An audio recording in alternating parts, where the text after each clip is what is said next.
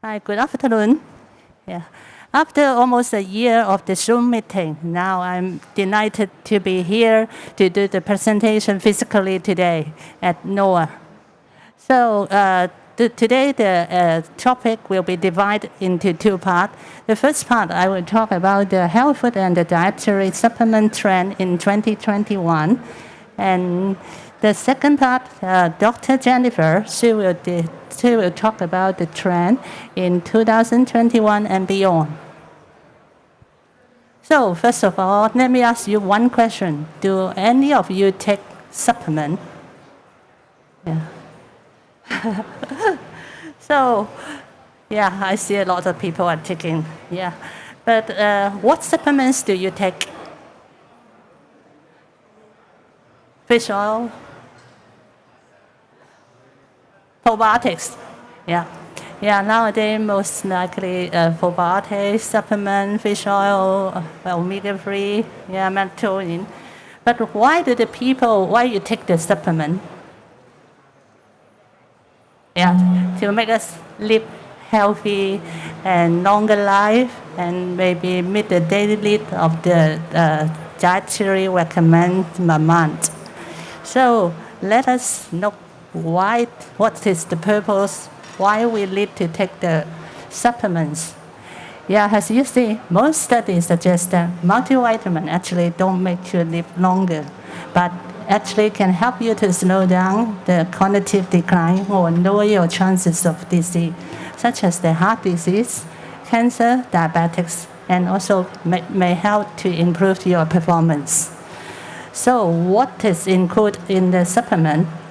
And most of the supplement actually include the ingredients such as vitamins, mineral, herbs, amino acid, and the enzyme. And mostly they are packed in the form of pills, capsule, powder, gel, tablet, extract, or liquid.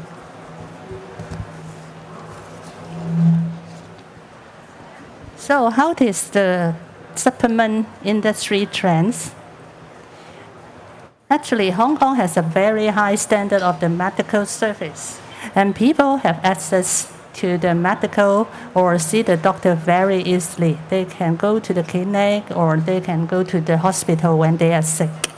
And also the good hygiene and also the convenient and the fast food supply from all over the world. Actually, that makes the people in Hong Kong has the longest life expectancy in the world. So in 2019, did you know the life expectancy of a female in Hong Kong? Actually, it's 88. Yeah, for men, it's 82. So in 2020, the life expectancy, the average, is 85. So as you can see, there are more than 25 years after our retirement. So everybody wants to stay healthy. We don't want to get very sick and all. Also and homebound at home. So really, yeah, everybody wants to do their daily work, want to do the shopping, gardening, maybe they want to go sightseeing, enjoy their social life, maybe having dinner with their friends or go traveling to the other countries, sightseeing, although cannot be done right now. Yeah, so we need to take good care of our body. So we need to do the exercise and maybe we need to take some supplement to maintain our health. So the nutritional supply market actually is a dynamic sector promising long-term growth. So how well is the dietary supplement doing? So you can see the figure. In 2022, the global dietary supplement and the market size was expected to reach US dollar 146 billion. And in 2020, the market is estimated to have reached US dollar 151. Actually, it's about 8.6% growth. So how much will the supplement industry growth 2028? It is expected to grow at a compound annual growth rate of 8.6% by the time 2028.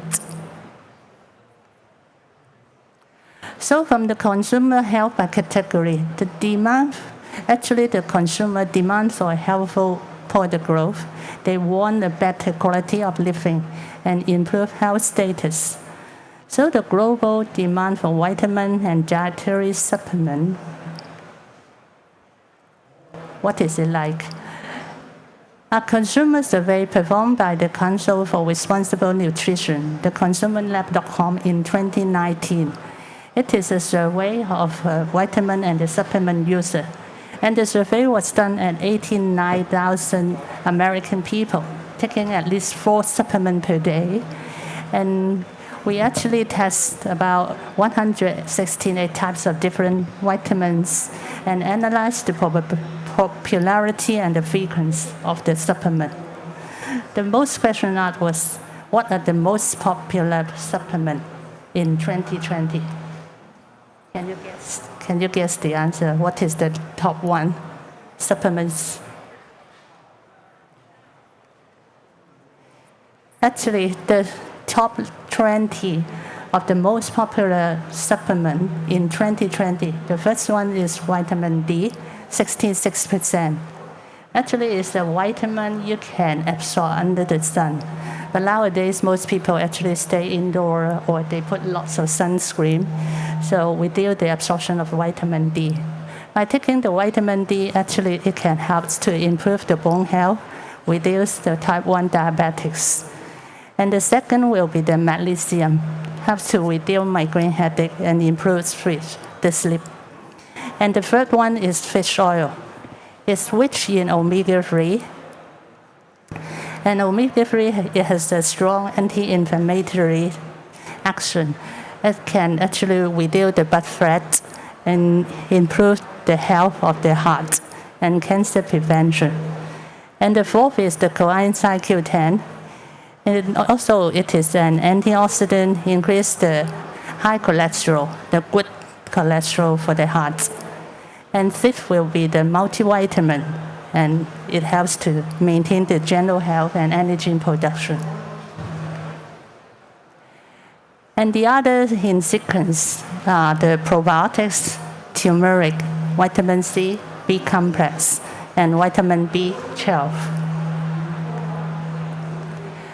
And the other will be the calcium, melatonin, zinc, vitamin K, apple cider vinegar, green tea, collagen, dark chocolate, protein powder, and also the coconut. I'm actually taking 3 of them. I'm taking the omega-3, the probiotics, and also the L-calcium, to maintain health. So what is the dietary supplement trend before the COVID-19? And how about the change during the COVID-19? Before COVID-19, the global demand for the vitamin and dietary supplement actually concerned related only to the aging. And the fastest growing category globally is the glucosamine. It can repair the cartilage and maintain joint health, the probiotics for the digestion, and the eye health. As nowadays, most of the people, the overuse of the smartphone actually causing some damage to the eye, make the eye tidiness and dryness, or maybe also the macular degeneration. So this data can give the business some idea for the product development in the future. So during the COVID-19 outbreak in March 2020, consumers actually looking for the immune-related dietary supplement and health food like the vitamin C and D, zinc, omega-3, garlic, or turmeric. And so their consumption increased. So shifting supplement and trend of 2020 start even before the COVID outbreak. The sales reached 16.6 billion for 2019, just up about 1.6%. So with the outbreak of the 2020, the COVID-19 in 2020, nowadays the people are more focused on the immunity and overall health. So for the trend with the health food industry beyond 2020, I would like to welcome Dr. Jennifer. She will talk about the health food supplement trend in 2020 and beyond. Thank you, Joanne.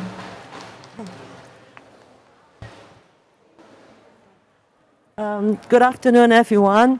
First of all, thank you, Natural Organic Asia, for inviting us to come to share the afternoon with you all.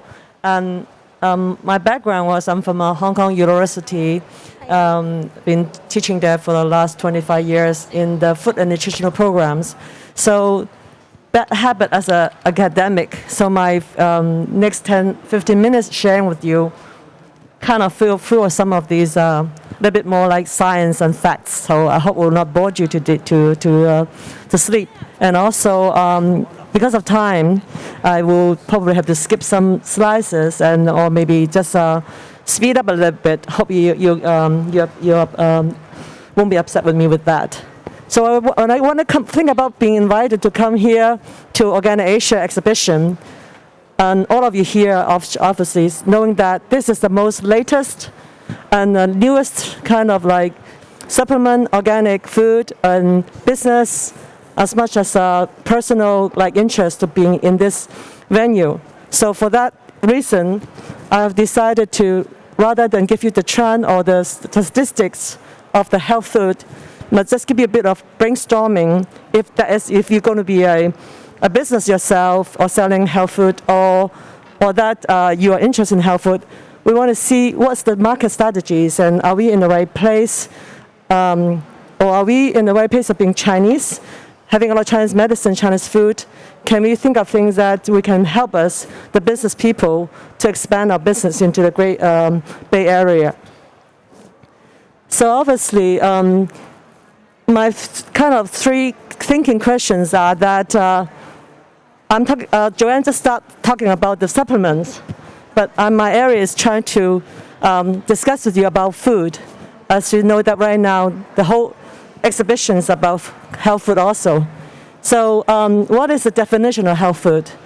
And then secondly is, because I'm much more I got a degree in Chinese medicine, so I'm always interested in how we try to understand Chinese medicine, Chinese food, and able to develop that kind of health concept into the Western market.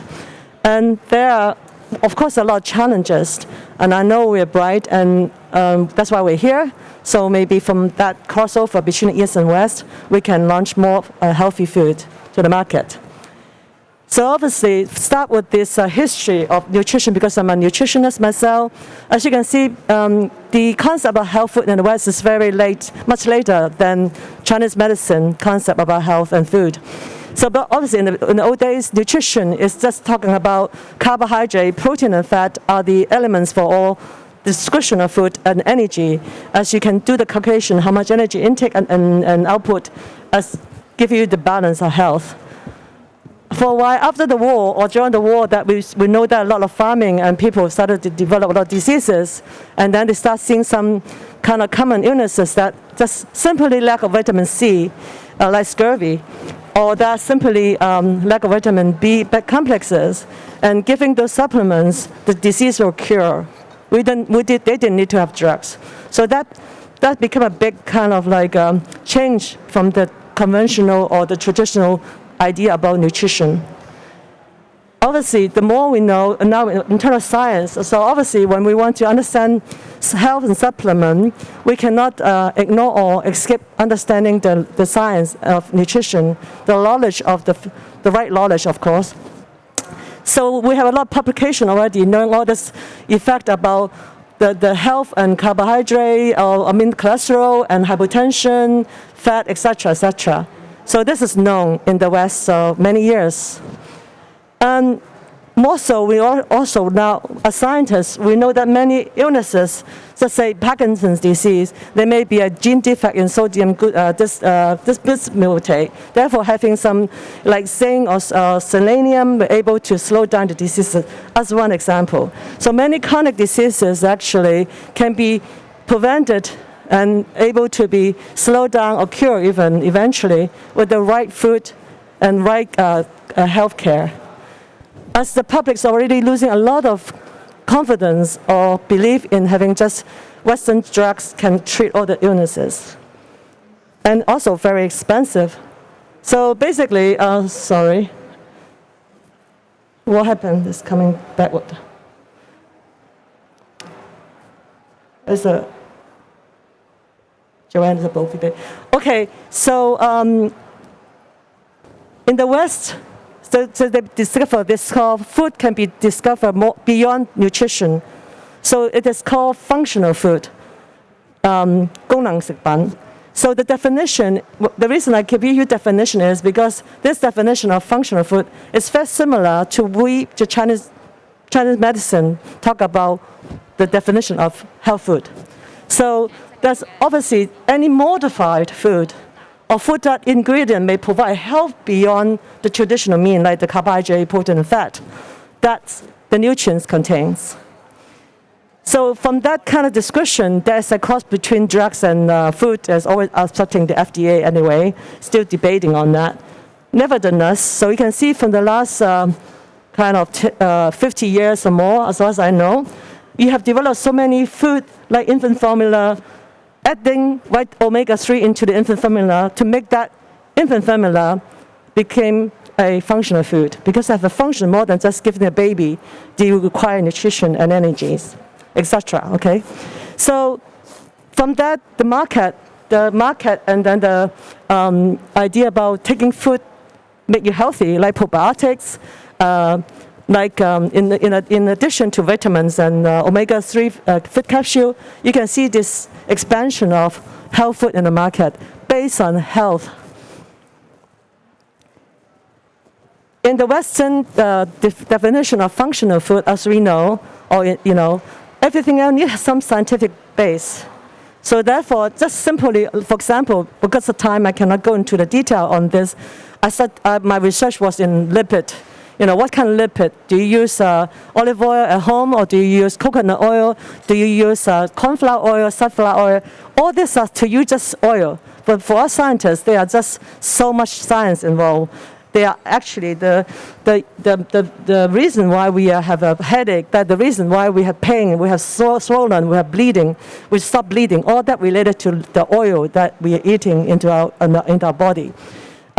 So there are a lot of science about, you can see now with time, there's so many things in the market, like coconut oil, coconut drink, coconut food, but it actually is a very, very healthy diet. My first PhD kind of paper was based on coconut oil. So when we come about talking about what matters, just simply the story of oil, we're talking about the link chain of the fatty acids, the fat, whether they're saturated, whether they're unsaturated, whether they're long chain, medium chain, they all matters. So this is science of food that you go out there and start buying them, but not knowing the science behind. And some do anyway. So therefore, knowing that, just like the story of lipid, we then, the pharmaceutical company, they had discovered the omega-3 fatty acids, EPA, DHA, how they have the science about anti-inflammatory, how they could able to lower cholesterol and the triglyceride, and become very, functional for our cell membrane, and so forth. So that's just to say, food, health food, what you're thinking about, have a lot of price to pay behind, a lot of science and investment into develop the food. How about in China? Well, like I just mentioned, if you look at in China, we have this definition of food: improve health, prevent disease, help in treating, even the treatment of disease, and facilitate rehabilitation. So in China's discussion, food not only can prevent illnesses, they can treat disease, they can make you recover better. If you get this done to FDA, they will just shut you down. You cannot claim they can treat disease. But anyway, it's a different language here. Just to point out that the definition of food for health in Chinese is based on traditional Chinese medicine. And if you want to look more for those kind of information, we know that we have Chinese medical diet written over 3,000 years ago. It's just the right time. I'm already retired. I've been fighting for 30 years to promote TCM, Chinese medicine. But now it's the beginning. Hong Kong or Greater Area Bay, the government is kept on talking about the development of Chinese medicine hospital and other Chinese medicine like food and medicine also. So this is the right market and right time, right place. So you can see we do have all this record and history and knowledge. And we also knew already, before the Western health food or science or medicine, 醫食同源. We knew that. We already know that. So obviously we've been doing that, practicing it, using ginseng or dongchonghachou for soup. And now, of course, in the Western country, they could make into a supplement, which is very expensive for example, the jingo leaf, bought by the Germans, say they use it for a dietary supplement, etc. Now, come back to food. We're talking about, just now, Joanne talked about supplement. And now we talk about food. We know that we've been eating food for health. But sometimes the investors and the market people strategy, they can make food into supplement, into more capsule form. But we know at the moment it's very hard for us to apply the Western concept to develop Chinese medicated food, because Chinese medicine, medicated food, come from the same principle. And that's very different from the Western science. So we know that we're talking about the nature. Chinese know all the food have nature. They are either hot or cold or cool or warm. And they also they already classify them with the property, whether they are good for meridian to the heart, to the lung, etc. But also they know the color is very important based on the 5 elements. 五行黃色或者係 white color is good for the lung and black color good for the kidney. Don't laugh, these are really science, but just go through into understanding that is amazing, because you can discover a lot of ingredients and possibilities and potential, or develop those food into health benefit of different kind of organs according to Chinese medicine. But because Chinese medicine is very complicated and abstract or very interesting. So basically, but you have to follow the model, and they're just using simply the concept of yin and yang and the balance. So if you can understand, if you have very hot food, probably you can, balance a kind of so-called cold status or syndrome, etc. And this is just what they are following like that as the basic principles of food therapies. Not based on omega-3 with the fatty acids, etc. Whether you like it or not, we have them, and hopefully we were going to have them, but a little bit more a trendy way. So basically, we have all this 糖水, but for the younger generation, they're just food. But for me and my parents and some of you here, any of them are based on some, good for health, like, the geizi, and then the, on something like that. So quickly, because I'm running out of time, if you don't mind, I flash through. So in the China market, they kept on, I know a lot of professors also develop food, in the food market, technology, so much products in the market, but obviously they're not based on TCM, we know that too, right? In fact, yeah, they're just based on market needs. And obviously, you can also see they even now having coffee with geizi, something like, we know this geizi is now well known, it's good for the eyes. I think most of you know. But the color is also orange. In the Western sun, this is also the vitamins that beta carotene, in geizi. So therefore, it's good for eyesight too. So there are science there, of course. And so my interest had been talking a lot about the science of Chinese medicine based on Han Liang Yi, and also, do they have evidence if they talk Geng, ginger is hot? What does it mean in in Western language? So there are already science talking about, for example, if the ginger and the pepper are classified hot, 好熱氣係咪? What does it mean? So So they have the compound, for example, the zinonone or the capsaicinones. They the one can block the pathway like the adrenaline, catecholamine that make you feel hot and heat, the heat thermogenesis pathway. So you can feel hot, or that they can block the pain pathway. With that, then you don't feel the pain anymore. So these are science, so and so forth. And then the ginger has been actually patented by the Australian themselves. They said they discover ginger is anti-inflammatory. So I have to go fast because I have a little ticket say I'm running out of time. Okay, so we do have a lot of Chinese knowledge, food and potential, but here in this Western market, in the Western world, we need scientific evidence and more knowledge and more market strategies. So in the next few seconds, I would like to share your idea about strategies, what the people are looking in the market, we, the customers. So what do the 2015 people mostly like? I have to step up a little bit. This is, sorry, I have to keep on. So basically what I'm trying to say is, all this thing is new products. People are looking for, I'm going to slip this a few more. Oops, it stops. Today, the people are not just looking for spaghettis. They're looking for pasta that have gluten-free. Today, they're not looking for just a butter or cereal. They're looking for things like no coloring, natural.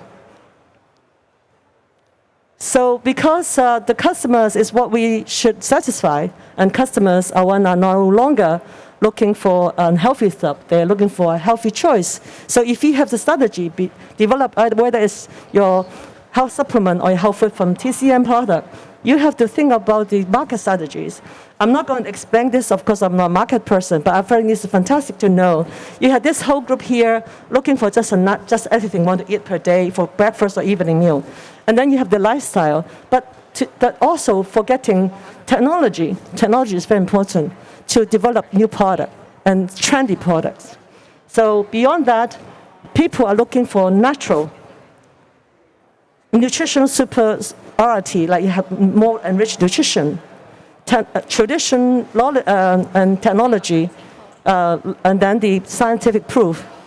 Also, healthy, safe in the environment. So these are strategies, whatever you're thinking of buying and wanting for your trends beyond today and the future. Sorry about this, guys.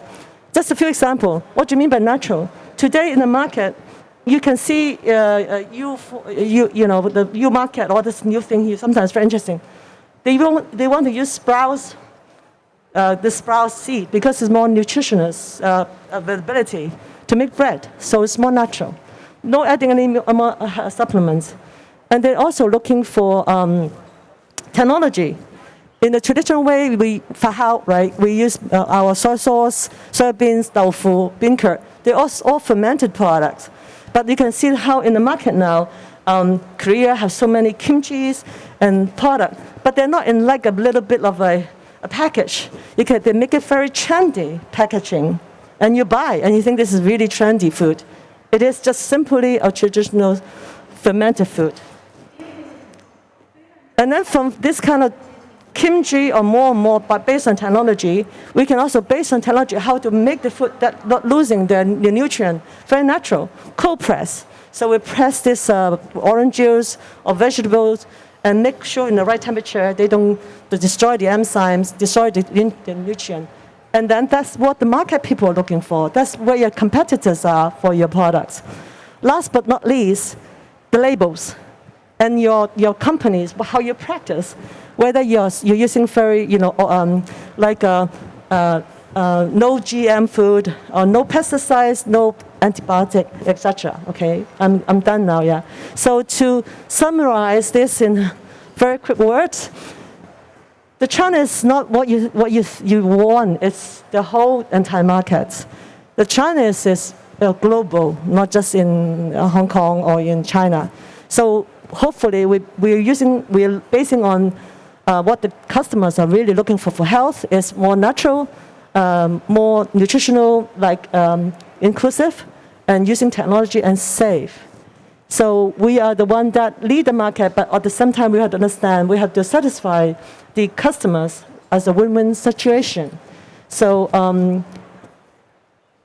thank you. They gave me the old PowerPoint. That's why I keep looking at them. The latest one is what happened to it. This is like a first draft, something like that. Sorry. Okay, so this is it. This is all I can share with you. I'm so sorry of the rush. Thank you very much. Thank you, Miss Joanne, and also Jennifer. Do you guys have any questions here? Feel free to ask. Any questions? If not, let's move on to our next session. Thank you, Miss Joanne, and thank you, Jennifer, again.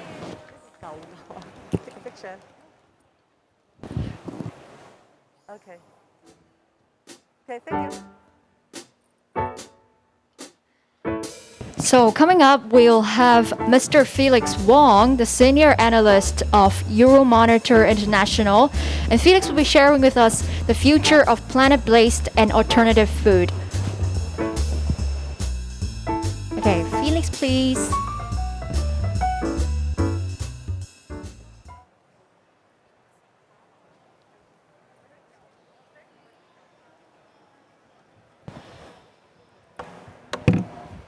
check.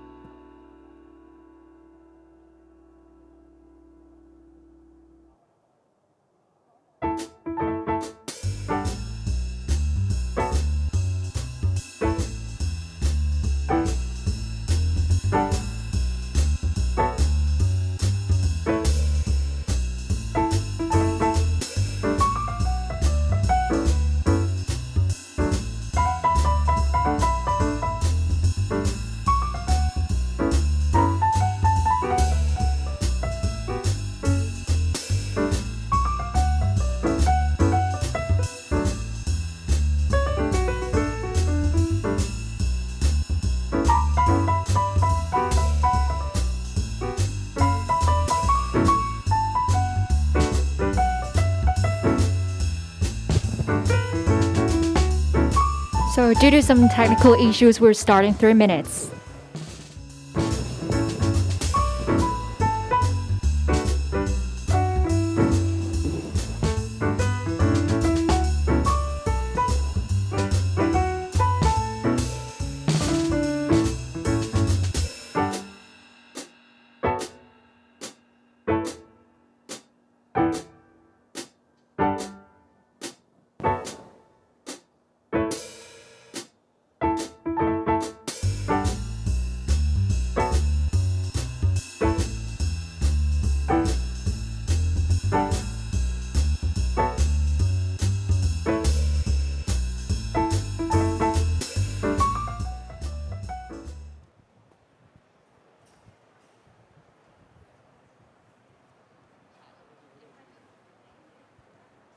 So now let us have Felix, the senior analyst, to give us the presentation right now. Thank you, Felix. Thank you.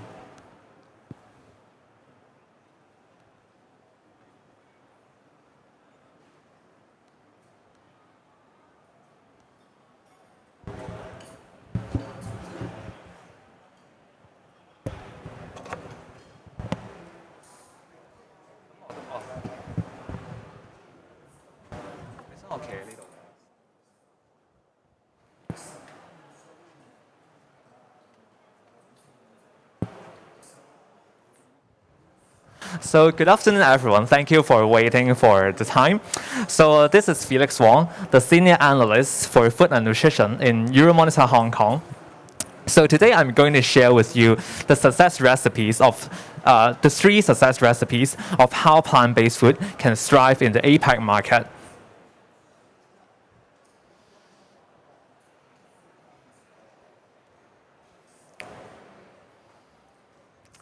Please be noted that this presentation includes proprietary information from Euromonitor.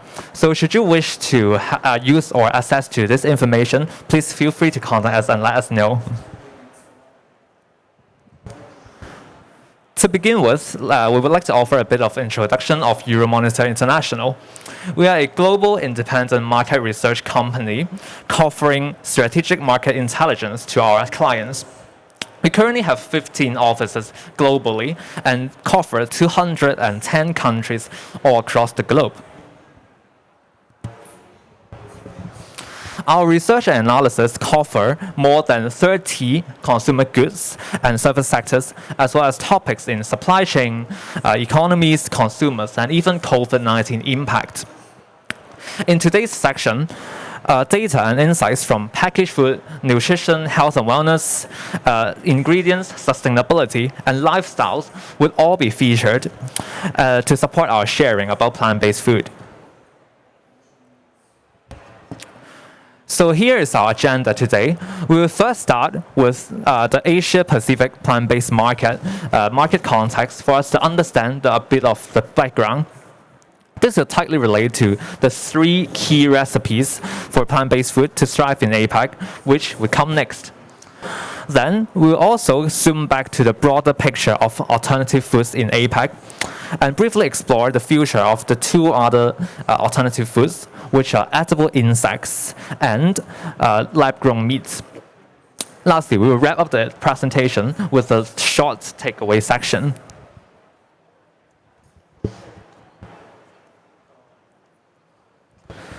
APAC is indeed the biggest regional market of plant-based all across the globe.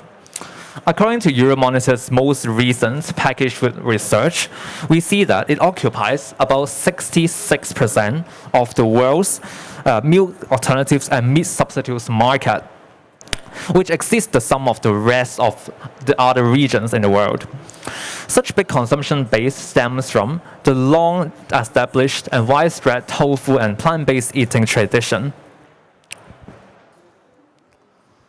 After factoring out the big population base in APAC and looking at the per capita consumption, we still see that APAC's meat substitutes and meal alternative has a higher per capita consumption than the world's average.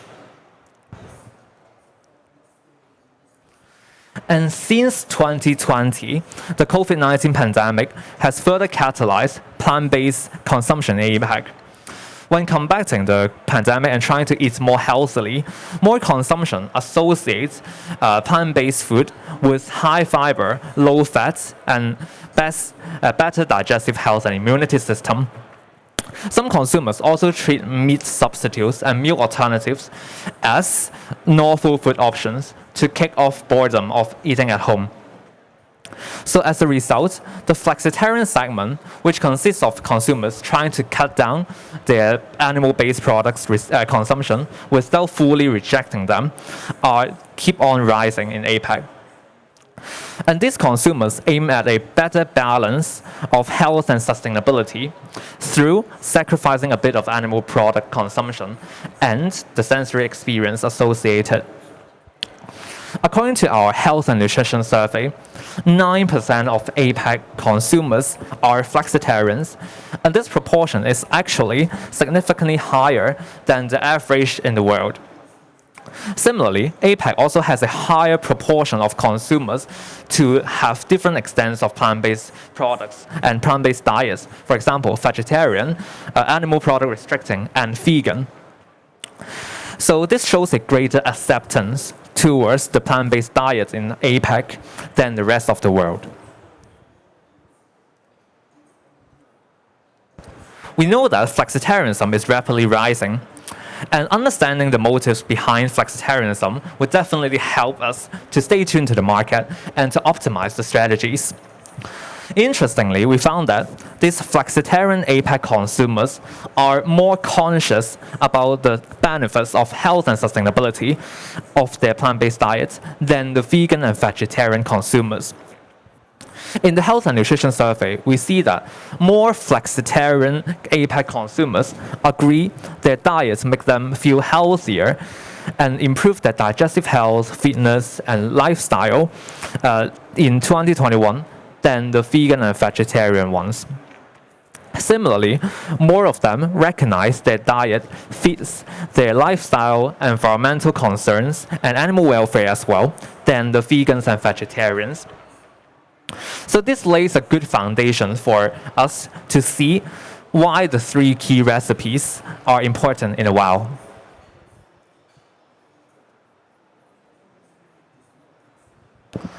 So here comes to the key part of today. There are 3 key recipes we suggest for plant-based food to thrive. We will first touch on product proliferation, which is the enhancement of the perceived quality of plant-based products to win a wider affinity to consumers. This can include product diversification, product localization, and ingredient localization. Second, adding claims about being clean and natural, as well as plant-based themselves, can also give plant-based food extra competitive edges. Finally, going beyond the product themselves and putting more sustainable packaging can further boost the sustainable image of plant-based products. We'll go through this one by one now. In terms of proliferation, localization can be the first key direction that helps products to adapt to consumers' eating habits. So we can start with actually choosing which type of meat to mimic. So it seems to be a rather basic question, but it actually relates to the eating habit of APAC consumers and how well these products can localize into the APAC diets. In the historic period, many of the modernized meat substitutes offerings are majoritarily in beef analogs like steak, burger, sausages, etc. But many APAC markets have strong pork eating tradition. So in the heat map here, the markets in orange are all of the APAC markets that have a higher pork per capita consumption than beef in both retail and food service. So we can see that many key APAC markets, such as China, Taiwan, Japan, Thailand, etc., they all have a higher ratio of pork to beef per capita consumption in 2021. And here in Hong Kong, the ranking actually tops at a high 11:1 ratio for fresh pork versus fresh beef consumption. And the APAC average of 2.8 here is actually higher than the world's average of 1.5. So all in all, since APAC consumers are more used to eating pork, pork analogs can get more easily fused into APAC's market and APAC's consumers' diets than the traditional beef analogs. So spotting this supply gap of not enough pork analogs, key players like Beyond Meat, Impossible Food, and Green Monday all have invested much in making more pork analogs. But to gain further appeal and loyalty from the APAC consumers, they are currently in the progress of further promoting new localized applications of these products. Both Beyond and Impossible spare massive efforts in educating recipes of localized dishes, such as, for example, meat sauce with rice, fish-flavored eggplants, 魚香茄子, and also ramen in Japan that use their products in the marketing. And Green Monday even took one step further forward by actively rolling out their own omni-pork series of dumplings, luncheon meats, and pork strips. So again, these products kicked off boredom in at-home eating for 2020 and then embraced much traction in 2020 as well. So in future, new product forms and recipes about pork would continue to be the key factor of driving localization and the consumption of plant-based in APAC. Apart from product nature, the ingredients are something that the players can localize as well. So soy and gluten used to be the major source of proteins for plant-based food in APAC. But the industry actually has increasing interest in a new source of proteins, pea protein, 文豆, because it contains high amounts of quality proteins and it also has hypoallergenic nature. That means it can inhibit allergy.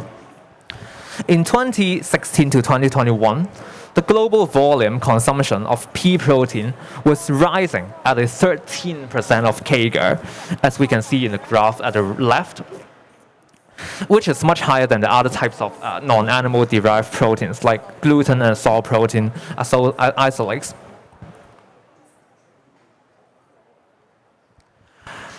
Besides Beyond Meat, which is quite well known for using pea protein to make their meat substitutes, many key players in plant-based now actively roll out new products that actually make use of pea proteins.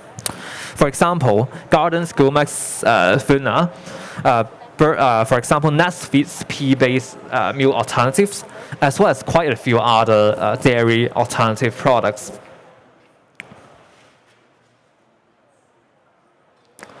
Meanwhile, APAC actually extensively produces pea. For example, China and India are actually two of the biggest pea producing countries in the world. And actually, APAC produces a wide extent of other protein sources, such as rice and tropical nuts. So the use of localized ingredients in APAC can not only boost consumers' familiarity and acceptance towards plant-based, but also help the products to lower the production cost and the price. That is the key driver for plant-based products to go on wildfire. Up to now, our discussion has been focusing on meat alternatives and meal alternatives. But going beyond these two key arenas of plant-based products can actually help players to bring novelty to consumers and take better care of a comprehensive diet of plant-based consumers as well. This indicates the importance of product diversification, which is another way of proliferating the products. In the historic period, we have seen dairy-free yogurt and ice cream actually becoming more and more popular in APAC, facilitated by the retail and food service penetration.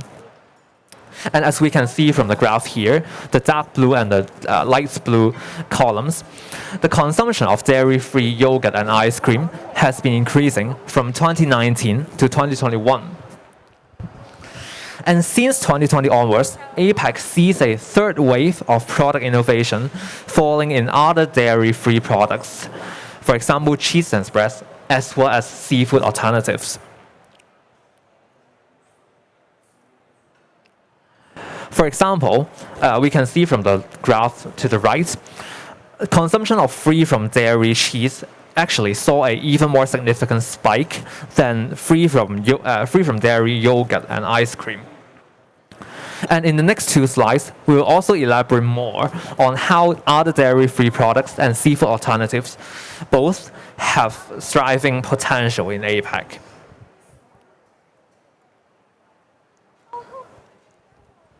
In dairy-free products, active product innovation is witnessed in cheese and spreads. For example, the local Philippines brand called In a Nutshell at the left actually rapidly emerged in these few years, riding on a wild product portfolio and locally available ingredients like tropical nuts, cashew nuts, tofu, and even coconut oil. It lowers the production cost, of course, and improves the taste and texture authenticity as well. And it is also enjoying kind of a first mover advantage because it's the first and only local dairy-free cheese manufacturer that serves both retail and food service.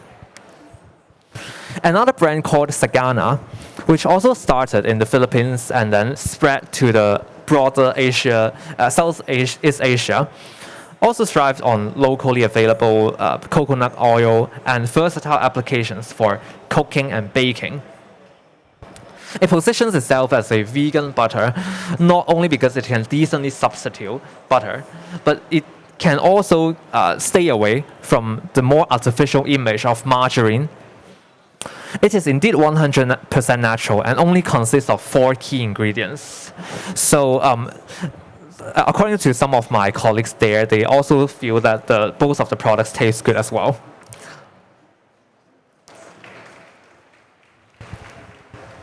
And apart from other dairy-free products, seafood analogs are also rising in the whole APAC.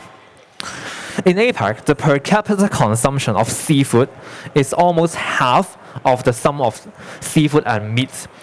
So this proportion is much higher than the whole world of 32% of the proportion. But the availability of seafood substitute was much lower than meat substitutes now. So spotting this supply gap, Green Monday actually rolled out its grand launch of Omni Seafood series of 5 products in June 2021. It serves a great response to protecting marine biodiversity, a concept that more consumers become aware of. The most disruptive product in this series is the unbreaded fillet, which claims to be the world's first vegan fillet without any bread puffs and crumbs. Adjusting the claims and positioning is the second key recipe for plant-based in APAC. And adding claims being natural and clean from additives is a big feasible direction. In the past, some plant-based food in APAC add a lot of additives and preservatives to imitate the taste and texture of their animal-based counterparts. But COVID-19 and rising health awareness have prompted consumers towards more natural food with fewer additives. And according to our survey, free from preservatives and all natural are indeed 2 of the 3 top ingredient preferences in APAC. Successful new plant-based products in the world recently years tend to have a shorter ingredient list and claim themselves more absence from additives and chemical processing.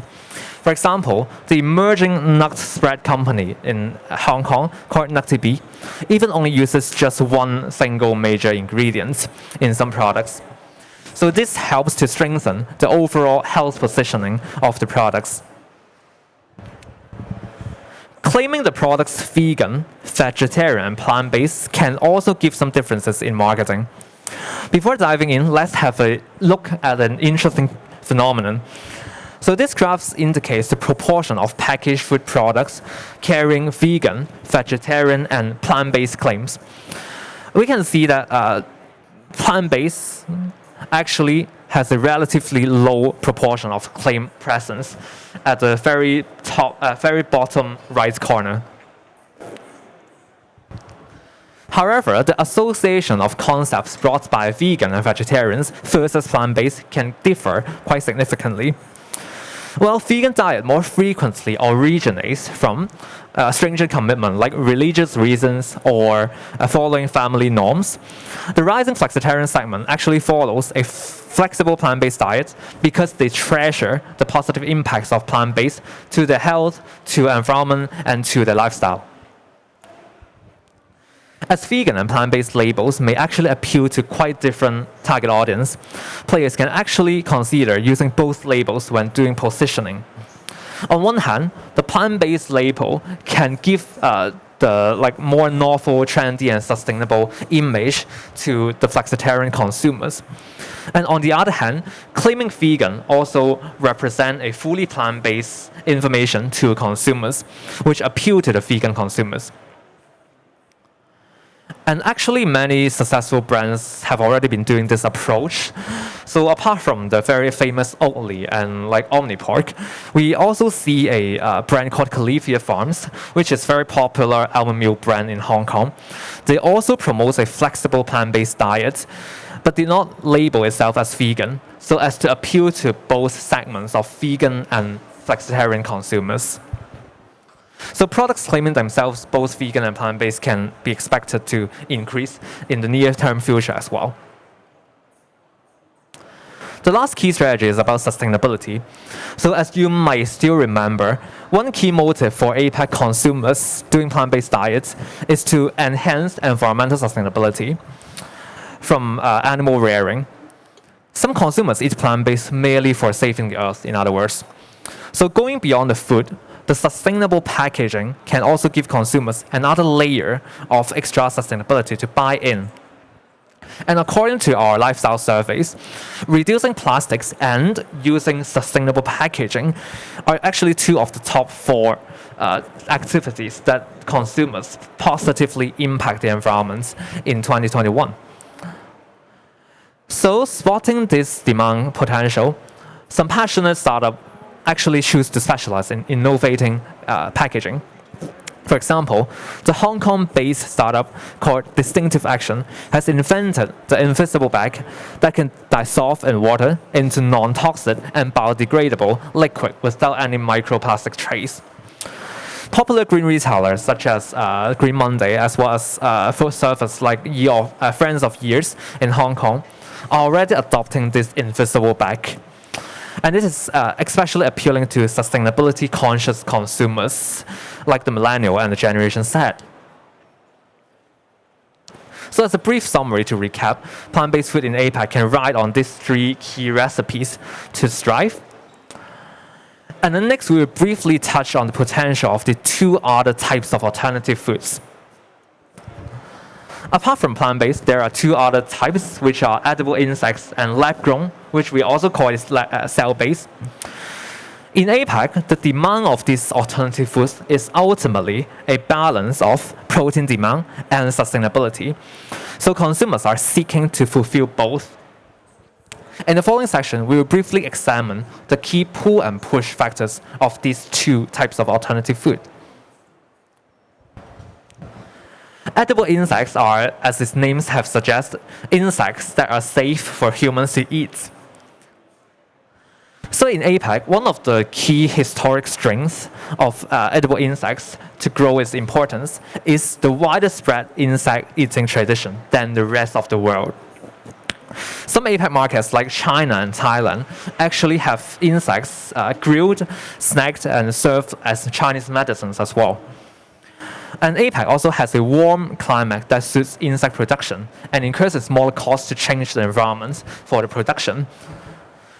However, same as the rest of the world, eating insects can be quite yuck and not so easily digestible norm, especially when APAC countries are more and more urbanized and modernized.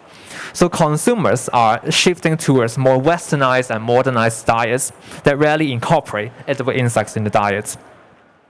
And when looking for a balance among health, lifestyle, and sustainability, plant-based is actually an easier option. But recently, there are still some opportunities for edible insects in APAC. In recent years, more Southeast Asian companies and governments have recognized the benefits of edible insects for protein demand and sustainability. For example, the Singaporean government has been pushing forward the development of agri-food technology, including insects feeding for animals and humans. Besides, there are 2 opportunities in terms of product forms of edible insects, which are sports proteins and dried packaged food. To illustrate, fitness and body shape management are now on trend in APAC now, especially among male consumers. And our health and nutrition survey shows that male has a stronger preference in food and drinks that contains protein. And then male in most age groups also show that they tend to more willing to eat insects as well. Hence, sports proteins, bars, and powder is a decent application for edible insects. And players in APAC can learn from the successful case from Western world, for example, Antis and Exoprotein here. And besides sports protein, snacks and other dried packaged food are also good opportunities for edible insects. The crispiness and wholly different texture of these food forms can make consumers forget about the yuck of edible insects. And in fact, actually, insect-based snacks brands such as Chambala here, and then also Haiso here in Thailand, also gain a range of trial consumption when they were launched. But of course, further refining in positioning and targeting will be needed. So the second type of non-plant-based plant-based alternative food is cell-based, or what we call lab-grown. It may seem to be a bit technically advanced and distant to us, but actually, we proudly have a cell-based startup here in Hong Kong, F1 Meats. It specializes in producing cell-based fish maw and fish fillets, and actually is focusing on unique Asian dish application, can bring better support the technicalities of the production because in a higher price and higher production cost. And of course, here comes to the brief pull and push factors for lab-grown food. Since it's directly grown from animal cells, so there's minimal infringement to animal welfare.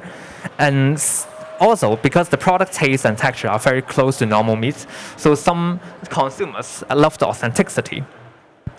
However, since its origin and taste leave strong traces from animals, so some religious players, religious consumers still habitually revoke eating it. And also, again, plant-based is a bigger competitive.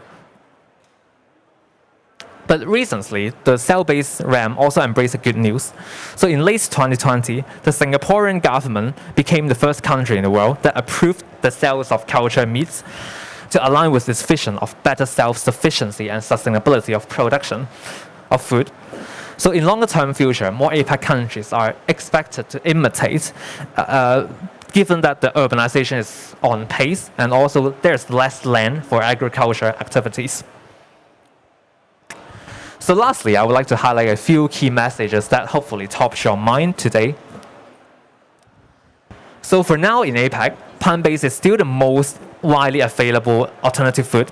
So competitors like edible insects and cultured meat still face some big hurdles to move on. For example, the yuck feeling of eating insects, as well as the high initial cost of investment for edible, for lab-grown meat. So for consumers and the market to better balance protein pursuits and sustainability, plant-based is still the mainstream. And the proportion of each is actually still lower than 10% for plant-based, flexitarian, vegetarian, and vegan. So to continue to strive, plant-based food can actually devote more efforts in product proliferation, especially localizing and diversifying their product offerings. And all of these are especially crucial to appeal to the flexitarian segment, which is rapidly rising, and they are more conscious about the sustainability, the health and lifestyle benefits of them using and eating plant-based. So I would say they know the benefits, like they choose their choices because they know the benefits and they don't mind sacrificing a bit of meat consumption and the sensory experience. So a better balance among healthiness, sensory experience, sustainability, and budget would be forever necessary and effective for plant-based products to continue thriving in APAC. So thank you so much for that, a little bit over time. So please also feel free to download this presentation here. And because we also have a booth next to this Natural and Organic Asia, so we can have a longer discussion there later. Thank you. Thank you, Alex. I just want to see if anybody has any questions for Felix. Okay, if not, you guys can feel free to visit them at their booth next door. And the next section is we're talking about metabolic flexibility and intermittent fasting. And we will have a board-certified functional medicine health coach and the co-founder of Okra Wellness and Okra Wellness Cafe, Mr. Nobin John, to come on stage to let us know a little bit more about metabolic flexibility and intermittent fasting. Thank you. Check.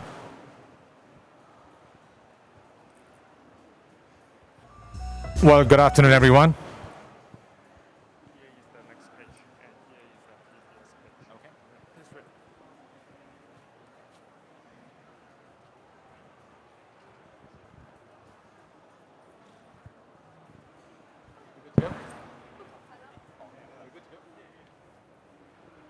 Well, good afternoon, everyone. My name is Nobin John. I am a National Board Certified Functional Medicine Health Coach and also a Dr. Terry Wall Certified Autoimmune Intervention Specialist. Today I'm here to talk about a topic that I'm very, very passionate about, which is the broad topic is gut health. And I'm going to introduce or elaborate on two topics that will help us to bring in more of gut health into our daily living. And I think this is of utmost importance with all that is going around in the world today. And not only does metabolic flexibility and intermittent fasting help with gut health, but it actually goes beyond. When I say beyond, what I mean is your brain health, your heart health, and there is something called a soul health, which I will talk about a little later, and also detoxification health, which all in all helps us to go out there and do the things that we want to do and look, feel, and think better, which I think is one of the reasons why we're all here today. So, how I'm going to do this is I'm not going to jump in straight to talk about what metabolic flexibility or intermittent fasting is, but I'm going to take you on a short journey to logically arrive at why. Because I think that's a bigger reason. For us to actually incorporate something into our lives, I think we all need a reason why. And let me try to put a pitch forward to try to convince you as to why this is such a big intervention that we can actually bring into our lives to enhance our holistic health. And that's the reason why I call it a holistic health biohack. So I've got 20 minutes to do this. It is a challenging presentation. I'll try to keep it as short and as crisp as possible. So it's just going to be like a 20-minute flight to Taipei, all right? Your in-flight entertainment system is me, unfortunately. I'll try to keep it nice and smooth. Some of the things that I say in this presentation could cause a little bit of a turbulence or challenge the norm, but I promise you a very soft landing at the other end.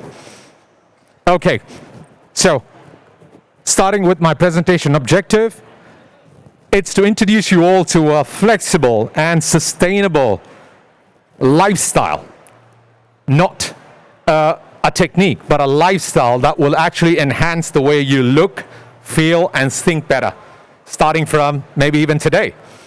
And how I'm going to do this, the route plan that we're going to do or fly, I'm going to fly you over some basics, and I'll tell you why. And then I'm going to talk about some of the challenges that we face in today's environment, which is taking away our control element to win back health and well-being in this world that we live in. Then I'm going to give you a solution, which is what I talked about, which is how metabolic flexibility and intermittent fasting fits in this big picture of health and well-being. And then I'm going to open it up to a Q&A where you can feel free to ask me any question. And also, it's a good time for us to get to know each other. So, the basics. Now, many a times I feel that some of the bigger problems in our life with health and well-being is because we just fail or move away so much from the basics, and we kind of like forget what it is all about. So, right from the definition of humans. Okay, I'm going to try my best with my Indian accent to say this word in Latin. Humanus is the actual definition of human being. What it actually means is a being that is very much connected to the earth and to what earth has to give. And sometimes I feel like, and many times, I work with a lot of clients and a lot of patients, and I feel that this is the biggest disconnect. We've disconnected ourselves from what the earth has to truly give us so as to be the being that we're meant to be. Second, humans understood what makes us superior. It is well understood, and I think we can all appreciate that, today we have the ability to steer this world and our lives the way we want it. And that is one of the reasons why we are a superior race. But many a times, this is being challenged. So it's about now trying to be in control of our lives and then trying to be in control and do the things that is meant to be so that we steer this world in the right direction in the centuries to come. I'm going to go back a little bit about a study that was done in the early 90s. It was termed as a Human Genome Project. And before I get to this, I'm just going to go back on the previous one, which was the answer to what makes us superior. A lot of people can tell me a lot of different things, and we're always open to a debate, but the fundamental truth on what makes us superior is nothing but our genetic buildup, our genetic ecosystem. That is what is the fact. Can be challenged, but grassroots fact is that's what makes us superior.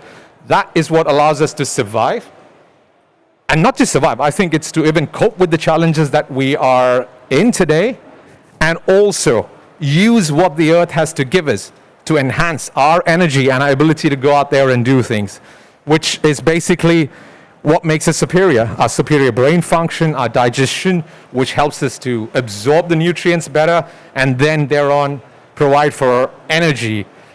Detoxification helps us to look better and feel better.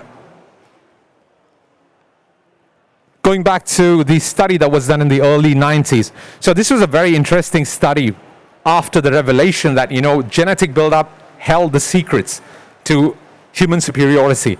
But it was funny because the whole study was initially done with the objective to see how you can actually influence the human genetic buildup to optimize health.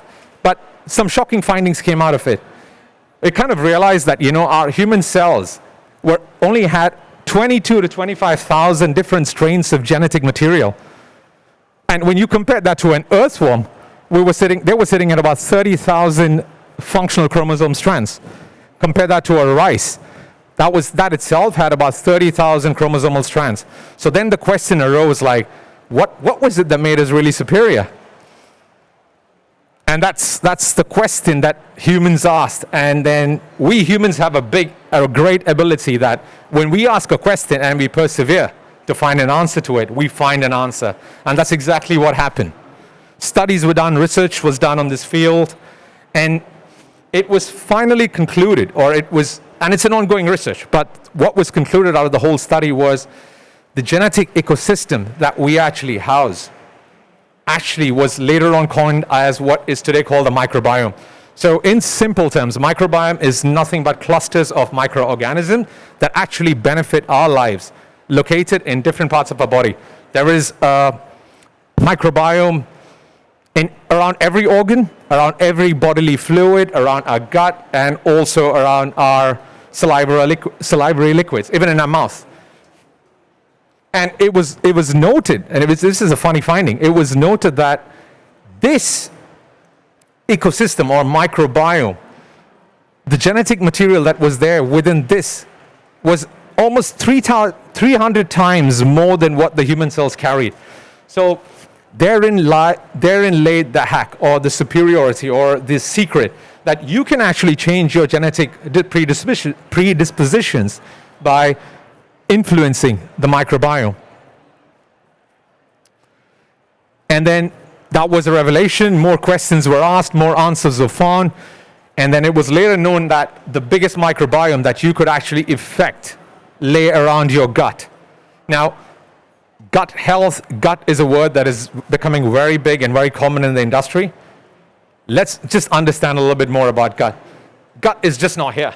Gut starts right from your oral microbiome, all the way through your food pipe, your stomach, your large intestine, your small intestine, instead of the other way around, but small intestine, large intestine, and all the way out. So it is a big surface area that houses a lot of these microbiomes or beneficial bacteria. If you decide, and something that we can actually gain control over to win back what our genetic predispositions were. So here we lay a secret where you can actually affect your microbiome or your genetic predispositions and to win that or make it better for your own health. And then it was later found that the diversity and the quality, these are the two key words. If anything, these are the two key words. What we must focus on is enhancing the diversity and the quality of the microbes that are housed in the microbiome. And the biggest microbiome that we can actually affect lies around the gut. And that is the reason why today gut health is coined as the paradigm shift when it comes to health and well-being. It is still a very, very new topic, but it is the way even conventional medicine is steering towards gut health. And later on, it was studied even more to actually see that gut health basically affected everything. Everything that actually makes us superior, everything that actually enhances well-being was directly related to that microbiome that rested around your gut, which you could alter. Digestion, metabolism, immune health, cellular health and energy levels, brain health, the way your genes express themselves and the way you can actually alter them to express them the way you want it, and hormonal health. I mean, let's take a minute and just look at this slide here. I work with a lot of clients and patients in Hong Kong, and this is some of the biggest problems that I see. Digestive issues, hormonal imbalances, a rising number of people who challenged with brain health, cognitive functions, and energy levels in our day in such a busy life that we live in. But there is a solution. And then in the late 2000s coined this new term, which is breaking and making the way people are looking at health and well-being, which was gut health. There are different definitions to gut health, but the way at Orca Wellness we look at this is we call it a lifestyle. A lifestyle which fosters diversity and quality of gut microorganisms in the microbiome that you can alter. So, and finally, all the things that great people said a long time back started making sense. Because Hippocrates said this thousands of years ago that all disease begins in the gut. But let's add a little bit of positivity to it, right? That's what the wellness industry is about. So if you were to say this in another way, well-being begins in the gut. And this was said, and finally with the help of science, it was actually penned down, and it was a logical conclusion. That was true. And then, we've heard this term like, you are not your genetics. You have the ability to alter genetics. That started making sense finally, because here you were, where your cellular genetic material was 1/4 of what your actual genetic material in your human body ecosystem carried. And you and we together have the ability to alter that. That was revelation, and that is what today is coined as gut health. So, what I think, this is a personal opinion, is that our immediate objective, like we have problems, we have situations. Some of us are challenged with diseases. I would say disease is just a situation that you can actually reverse. It is not destiny. It is not something that you have to be labeled with. So, the objective, in order to improve our quality of life, be it whatever the challenge, is going to be to foster a lifestyle. Again, it's to foster a lifestyle that promotes or enhances diversity and quality. Again, the two key words of a favorable microbiome, of a favorable gut microbiome. The only microbiome that you can easily affect. Once you win these guys or these girls, all right, we're talking. And that's what brings me to my solution, or my go-to topics, which is one solution that fits the whole picture, because gut health today can affect beyond digestive. It's not digestive issue. Gut health is not digestive issue. That's the biggest problem today, because that's what people associate gut health with. It's only digestive issues. No, digestive issues is one of the 50-odd symptoms that actually comes as a result of gut health. So, metabolic flexibility and intermittent fasting. Now I'm going to get you into this, what this actually is. Metabolic flexibility is our body's ability to be able to switch between energy sources. That is both fat and carbohydrates. Now, I know I might be ticking off a lot of people who are into keto diet, but in an environment that we live in today, restrictive diets bring about their challenges. And that is something that time will tell, but I can tell you with all the research that is gone, and also the way I have been able to change lives by bringing in a flexibility. So, metabolic flexibility, again, the body's ability to be able to switch efficiently. Switch efficiently, that is another key word, efficiently, between the two sources of fuel, both fats and carbohydrates. And again, another key word is healthy, okay, because carbs can be the bad carbs, and also fats can be the bad fats, all right? They're healthy fats and carbs. Metabolic flexibility versus strict diet styles, now we're talking. Because again, it boils down to those two things that I said, bringing about diversity and quality of microorganisms in our gut microbiome. So by bringing in metabolic flexibility into your life, what you can do is you bring in more fiber-rich foods. And fiber is the food for your microorganisms. or your gut microorganisms. You can have that as a supplement, but at the end of the day, we've got to remember one thing. Supplement is a supplement. It is not food. It is something that supplements your dietary lifestyle. And the day we stop making it food, you're moving away from the very fact that humans are beings that is connected to the earth. Something to think about, right? It allows you to focus on bringing in more colors. The reason why I say is like, a lot of people say, like eat the apples, eat the fruits, eat the vegetables. But I say, no. We're fundamentally getting it wrong. You need to be focusing on bringing in diversity of colors, because every color is a representation of a different antioxidant profile.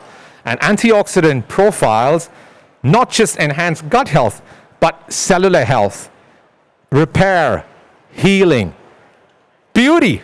All right, so it's beyond. So focus on bringing in colors, because every color has its benefits. That itself is a one-hour presentation some other day. And metabolic flexibility at the end of the day just helps you to bring in more flexibility. I mean, food can be a big stressor today. I mean, if you're on XYZ diet, the market doesn't cater to that, unfortunately. That can be a stressor. And in today's world where, we're all out to make a difference in this world, you do not want this to be a stressor, because what you're doing is, let's put it simple, we're all here to save the planet, right, in some way or the other. If our energy levels are below baseline, how are we going to do this? We need to be functioning on a surplus energy level so that we can use the extra, apart from survival and apart from coping, to save the world, to make a change, right? So this is an easy way to do things, bringing about flexibility. And by, not being stressed about food, like what Bruce Lee said, right? Be fluid. That's the key word I can say, that's what you got to use, just not in sports and athletic performances, but also in our lives. Be fluid. Sometimes you got to take a shape of the bottle, and when water is poured into a teapot, that's the shape it takes. But water is water. Okay, at the end of the objective here is again like diverse and healthy microbiome, quality and diversity of the microbiome for enhanced quality of life for a longer time, not short term. Intermittent fasting, I think this is a topic that a lot of people talk about. In simple terms, there is feeding window, there is fasting window. The fasting window is something that is greater than 14 hours. My opinion, again, turbulence, is like be flexible with this. Don't go too hard on this, because this can deprive you or put you into a situation where you deprive yourself from a lot of vital nutrients that is required. And social media influences all play a big part, but at the end of the day, they're only pushing in something that they believe in. So I respect what they do, but we got to take care of ourselves. Intermittent fasting benefits. Weight loss is a big topic. I don't need to talk about it, but something that is better than weight loss is you're able to burn off fat that accumulates around your organs, which is absolutely not healthy. And that is the beginning or the erosion of what I call health. That's where it starts. Okay, so that is something that can be tackled. Insulin resistance is becoming a big problem in the world globally. Reduce inflammation. I think it's not inflammation. Inflammation is good, but reduce low-grade inflammation, which is the precursor to any chronic diseases. I mean, anybody can tell you the big C disease or the big D disease for the brain, dementia, all stems from low-grade chronic inflammation that has been there on and on. It's like a small fire that is lit, and it just continues to be lit, but you don't notice it, but it's causing a lot of damage. It's like a forest fire. It just continues and continues and continues. The damage is huge. And another thing is like also what this does is it helps your cells to regenerate. It gives them a break. Simple. As we all know, we sleep, we function better the next day. If we don't, we challenge people the next day, and that sometimes doesn't go too well. So just the same way, your cells rest, and when they rest, they regenerate. They repair, and they're better the next day. So fasting allows you to cater for that too. And that's what I said. Again, this is all long term. If you're looking at losing weight over like 10 days, this is, intermittent fasting does help. You can push the envelope, but again, pushing has its own repercussions, and it will depend on every individual. It doesn't work for every individual. But intermittent fasting is something that works for everybody, and this is the way we were designed to live. We used to fast. Oh, let's put it this way. There was famine and there was feast. There was sometimes when there was abundant food, habit, and then there were like days when, we hunted and we found nothing. That was fasting. In a busy life, we can't do that, right? So we try to bring that in or mimic by doing this intermittent fasting. Again, the objective is diversify for diverse and healthy microbiome for enhanced quality of life. For your keto lovers, all right, now I think I might have offended a lot of keto lovers, but at the end of the day, long term, what you want to be trying to do is cyclical keto. Keto is great, but again, as a medical professional, my opinion is that you should not be on a keto for a longer period of time because it can be challenging, again, person to person. And I know the keto market is huge, and I know, I mean, come on, let's put our heads to it, all right? There is a reason, there is a fuel, and there is, okay, that's for another day. But my opinion, where it gets a little turbulent, all right? We're almost there at Taipei, all right? It's getting a little turbulent, but the only fact is that keto is good, but you can mimic. Okay, let's put it this way. I got 5 minutes to go. Quick question. What is the objective of being in keto or a keto diet? I'll answer that. All right, to be in ketosis. All right, ketosis is a good state to be in. But you can mimic ketosis by bringing in intermittent fasting into your daily lives for a longer period of time with no repercussions at all. And as a medical professional, we do not put anybody on keto diet until they are under direct supervision of a medical professional. So, unless you're dealing with a bigger chronic disease or illness, there is no reason to be on a keto diet for too long. It is great, but again, be fluid, my friends. Okay, that's the key word. So that's why cyclical keto, it's a new trend that's coming up, and why not? We can start this today. Conclusion, my biggest 3 things, if anything, if everyone could take away is, again, bringing in that flexibility, right? Focus on the bigger picture on how you can actually change your lifestyle and your well-being and the way you look, feel, and think every day. And the easiest way to do that is bring in diversity and to foster a microbiome around your gut. That means all the way from your oral to the end, which includes even oral hygiene, right? It starts from there, oral hygiene every day. That's gut health, the beginning of gut health, not here, right?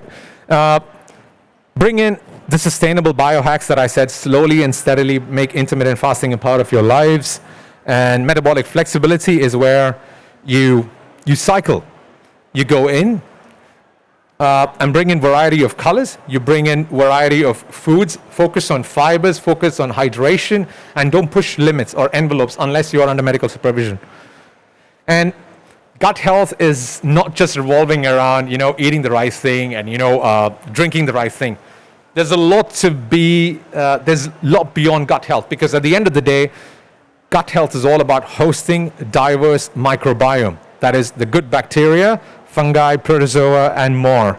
And these are microorganisms which we host. It's like a guest. You invite the good guest in, you're going to have a good time. And one of the ways you can do that is stay out in the nature, good. Don't live, again, my opinion, don't live too a sterile life. I know it is challenging a statement to say, but diversity, being out in the nature, having a pet, petting a pet, all this adds to the good microbiome or the good bacteria that you want to invite in over to your system so that you can actually, use them to better your health. And that's what living is all about. It's an ecosystem. You can't do this alone. I can't do this alone. We need each other, and also we need some good bacteria and good microbiomes in our internals. Oh yeah, and that was my that was my picture of concluding the trip. So we've landed. I hope we landed safe. Yeah, it was a good video, but hey, I can't do a video today. Yeah, thank you very much. My name is Nobin John again, a certified functional medicine practitioner. We also have a brand by the name of Orca Organics. So that's like the Wellness 7-Eleven. So drop by 5B 7-Eleven, and I do have a practice in Central. So if you want to talk more or get to know me more or even talk about a topic that's fun, interesting to you, reach out and I'll be more than happy to help. Thank you very much, and I hope I've been able to share something to you all. Yeah, I think Nobin's also arranging a cafe like in Central, and it's coming up in November. Yeah, so it's going to feature all the healthy food, right? And coffee. And yeah, so what we're doing is we're trying to bring about a wellness lifestyle. So it's not just about being vegan. We're also going to cater for non-vegans, because I think people in Hong Kong have equal rights for vegans and non-vegans to break bread and have a glass of wine on a piece on the same table. And I think that's where we contribute. We've been in the F&B business for close to 10 years. Orca Cafe, which is the cafe that we're bringing to Hong Kong, is an award-winning concept around the world. I mean, we started it off in India, but it's not an Indian restaurant. It was all themed around bringing wellness. And to be honest, if I were to say, it was a prototype, and I needed a green land to experiment it. And India was more favorable with respect to investment. So we set up like multiple ventures, and and we've won multiple accolades. Today, it's a celebrity brand, basically, which is out on a mission to bring out not healthy food. It's a place where a family can come and relax with their kid, with their pet. There's pet-friendly desserts. We do kids' desserts. We bake for everyone, even if for the older, if they're if they're challenged with a disease or anything. Yeah. So yeah, that's the kind of experience that we're trying to bring in to Hong Kong very soon. Definitely looking forward to it. Oh, thank you so much. thank you. Yeah. Just want to see if anybody have any questions for Nobin. Okay, if not, thank you so much, Nobin, for today and the sharing on intermittent fasting. Oh, thank you, everyone. It was a you. pleasure. Yeah. And next we have another speaker coming, talking about health and wellness. She is a certified Chinese food coach. Today, she's going to talk about how Chinese food therapy decode the West coffee. And welcome, Miss Samantha Wen.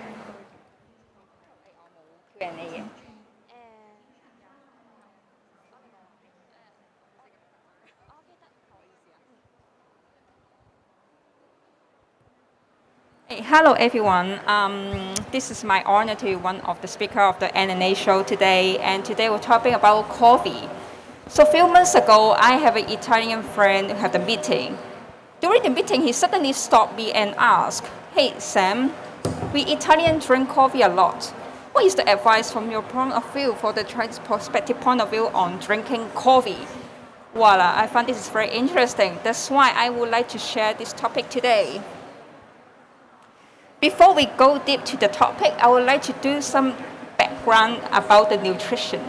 In the modern nutrition, we talk about how many calories from 100 grams of food, how many grams of protein did you have. It is a very scientific approach. While traditional Chinese medicine, we talk about factors. What factors about? It's about nature, the temperature, seasons, and we always say it with seasons, and more importantly to me is current state of health. So if you are unaware that you will eat certain kind of food, you eat certain kind of food to make you recover speedily. And I would like to highlight few factors that I think interesting to let you all know. I think this is no stranger to most of you. It's about the 5 elements: the color, related associate organs, the taste, and the seasons. But the next is about the nature. We know about the yin-yang balance. We talk about it quite often, but most of the time people will just confuse how does it work. And it's quite simple to understand is if you have a yang deficiency, what you need to do is eat certain kind of food to restore your yang properties. And for the next will be the temperature. People just get confused easily, right? But just make a very simple example is when you have the ginger or spicy food, this is all depends how your body reacts to certain kind of food. It's about the body react to the food itself. It's not about the whistle temperature of food. So we will go to the next slide is the properties of coffee. Coffee is considered to be yang in nature, and due to the roasting process is giving the warming properties to the temperature. And for the flavor, coffee is considered bitter. If any of you just catch up the graphic earlier on, that you can see bitter taste is linked associated to the heart. We always have the sayings called bitter flavors go to heart, 苦入心. But what does it mean and what does it do to your body? Yes, I think most of you have the same situation that it will increase the heart rate that make you stay awake.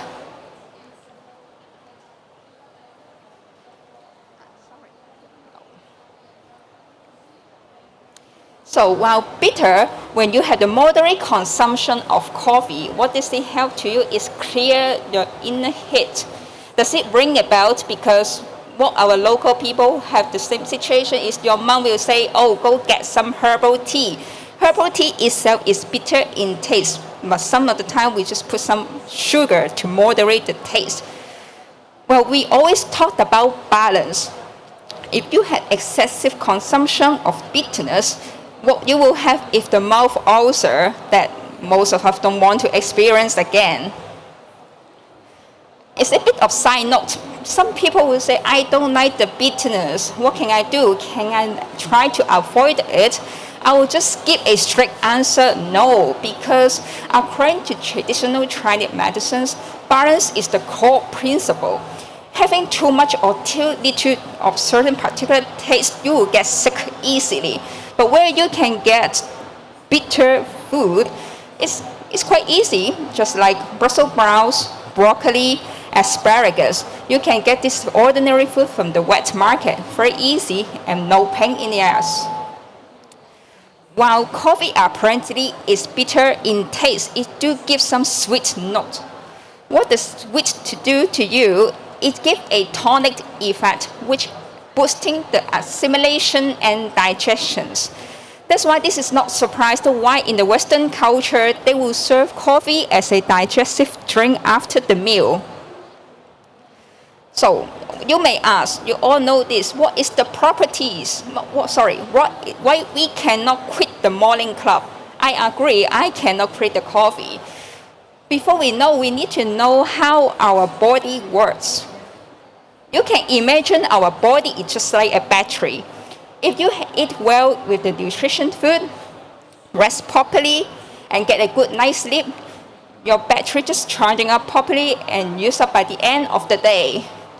And I think you may have encountering some of your colleague that the next morning he get mad easily, he looks very grumpy. You come and ask him, hey, what happened to you? And he will say, oh, I didn't get enough sleep. Then our local people respond and say, oh, is it you had a very inability and inflammation of liver. So we call gone for sing. It's very common, right? A lot of people didn't get enough sleep and get antsy very easily. So what the coffee help and do to the liver? As coffee is the tonic herbal that will regulate the liver energy, it helps a bit on the digestions. The bitterness of coffee do a detoxification function that will give a signal to purge the liver and to help the balance of hormones. It quite makes sense, right? When we go back to the Western biology, liver hormones is metabolized by the liver. I think all of you might know that coffee is also linked to the kidney because in the normal situation, coffee will stimulate your blood flow to the kidney. At the same time, it increase the amount of water and salt excreted by the body as a urine. At the bottom, you can see what happened to your body if you had excessive coffee consumption. And now we go back to our main topic. How should we take the coffee? How should we drink coffee? So any of you drink coffee? Yes? Is a drink a lot? How many drink 1 cup a day? 2? 3? That's a lot. So coffee is no stranger to all of you. And it's linked to our first point is what is the quantity or amount we should drink? Coffee beans is from the Rubiaceae family. It's a plant that is a source of many medicinal Chinese herbs. So coffee bean is treated as herb and used like herbs. What is the recommended dosage for herbs is 6 to 18 grams a day. You may ask, what is it in terms of cup of coffee? I'm not an expert. I did consult with a barista. Most of the coffee is made out of 8 shots of espresso. And a cup of espresso takes about 7 grams of grounded coffee. So the daily limit will be 2 shots of espresso. Some of you will say, oh, just like me, I find that it is too strong and too bitter of espresso. What should I do? So what I will drink, I drink the Italian called dirty water, which is the Americano. How does it made? It's made from a double shot of espresso and 2-part water. So it's still within the limit because it's just 2 shots espresso. It takes 14 grams. And in this slide, you can see what is the common coffee that we drink by the Hong Kong people. And you can see mostly it made out of a shot of espresso. And on top, you can see something white on top of the espresso. What is it? It's about the milk. It's linked to the second point. It's the sugar intake and the milk intake. Something sweet is good, but too much is not very good because it will weaken your spleen. The refined sugar is the forming substances that will trigger the digestion sluggish. I didn't know any of you have the same problems. I used to drink cappuccino, but later on I found cappuccino is too much to me. I feel something very sick in my stomach, and it just didn't give me a good appetite. Later on, I found out dairy product is not really suit me. Then what should I do? And what I did? Yes, I say I drink Americano, so I totally ditched the dairy. But for some people still want to stick with the cappuccino or some dairy-based coffee, I would suggest that you can try the plant-based milk or dairy-free drink. It's a good substitution. So the first point will be the time when we should drink the coffee. We talk about yin yang, so it means the daytime and the nighttime. Obviously, yang is daytime and yin is nighttime. If you drink it too late, it will make your body out of balance. Doesn't mean that you will stay awake whole night, but it will affect your sleeping quality. So we will suggest you to drink it in the daytime. But what daytime mean? What is the time interval for daytime? I will give a very scientific answer. It's 3 p.m. But why 3 p.m.? The stimulant of coffee is caffeine, and in general it takes 4 hours to metabolize half of what we consume. So we can do the math. If we're having the coffee like 3 or before 3, by 7 p.m., half of it will be consumed, and by 11 p.m., all the caffeine you consume will be vanished. So you can do the math. If the people drink the coffee like 6 or 7, then they will stay wide awake about 1 or 2. Sometimes it doesn't mean that, you stay very energetic about 1 or 2 a.m. It just means that you will weaken or make your sleeping quality poor. You can still sleep, but maybe you didn't feel very energetic in the next morning. But you may ask, what happened? People like me, I cannot sacrifice afternoon tea in the weekend. And Lim suggests afternoon tea is afternoon, so must be past 2 or 3. Normally, we'll finish the afternoon tea like 4 or 5. So what can we do? Any solution? Do everyone know any solutions? It's okay. As Cristiano say, water.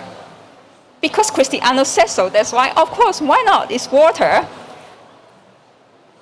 I'm just joking, but this is true. It's about water. What is the solution for me is drink a cup of water before and after you have the coffee. I do this practice every day, if not just for the weekend. Does it mean that water have the magic power? No. Just a reminder, coffee is a yarn and warming substances that stimulate the liver meridian. It means it keeps putting energy to your liver to make it work. But what water do is to help you to cool down the system, to make some caffeine to flush away. And it also helps to ease the stomach's discomfort. It's all about balance. So you can try to see what does it help to your body if you have a glass before and after the coffee. So we know how to drink coffee healthier, but what does it make it more healthier? For the people cannot ditch the sugar, I would suggest that you can use some honey, monk fruit sweetener, and stevia. It is a healthier option because this is more plant extracted sweetener. The second is the goji berry. It's just like what I will do is like putting 10 or 12 pieces of dried goji, let it soak in my coffee. It's mild in nature and a little bit sweet in taste, so it's kind of balance of the bitterness of the coffee. Apart from, I think most people know the benefit of having goji berry, but more important, I want to point out is you may all know it's improved the eyesight because nowadays people cannot ditch our mobile device. We use our eyes quite a lot. You can try to do this practice and see if this helps. First is the cinnamon. You don't need to put too much. People would put like a teaspoon of cinnamon to the coffee. I find it too strong. What I would do is just a pinch of cinnamon, and I would like to have this for winter because it helps to display the cold. Fourth is the sweet potato. You may find sweet potato latte in some convenience store or even the trained coffee shop. I don't think this is a gimmick because I do believe they did some research to how to blend in the East and the West. People may ask, what if I want to totally ditch coffee? What can we do? Any substitution? There is something called cereal coffee, or maybe in the Eastern Europe it called white coffee. Actually, this is the roasted grain drink. What is it? This is a caffeine-free and dairy-free alternative. But what makes the green consist? They will have some chickpeas, lentils, brown rice, oat, or red beans. That has no stimulant inside. And how does it taste like? It has a rich, nutty flavor, and the color is more like coffee. You may ask, then how can I stay awake? Because we need coffee to stay awake, right? But if you go back to the slide we talked about earlier on, what we need is the nutrition and the right energies that give to the liver to boost our energy level. So actually, our body do not need stimulant. What we need is the right kind of energy and the nutrition.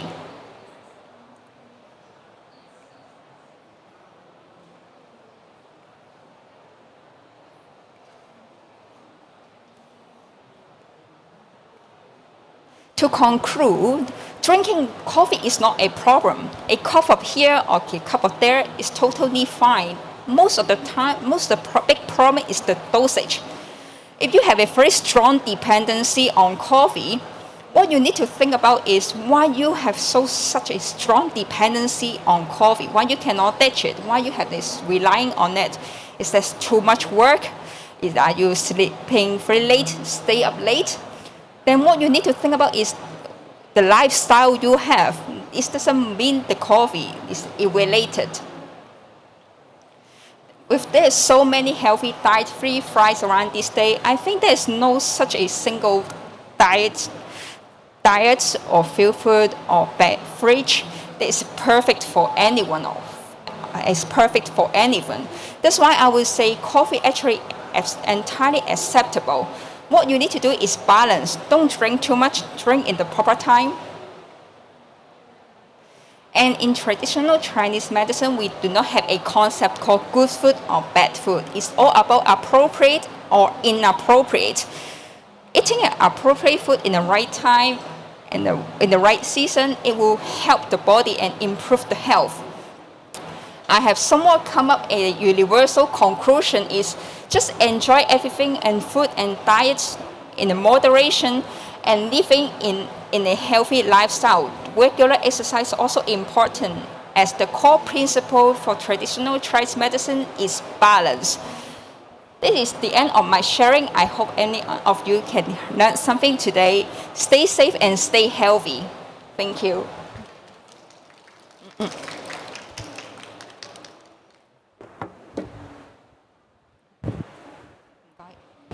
Thank you very much, Samantha. Thank you.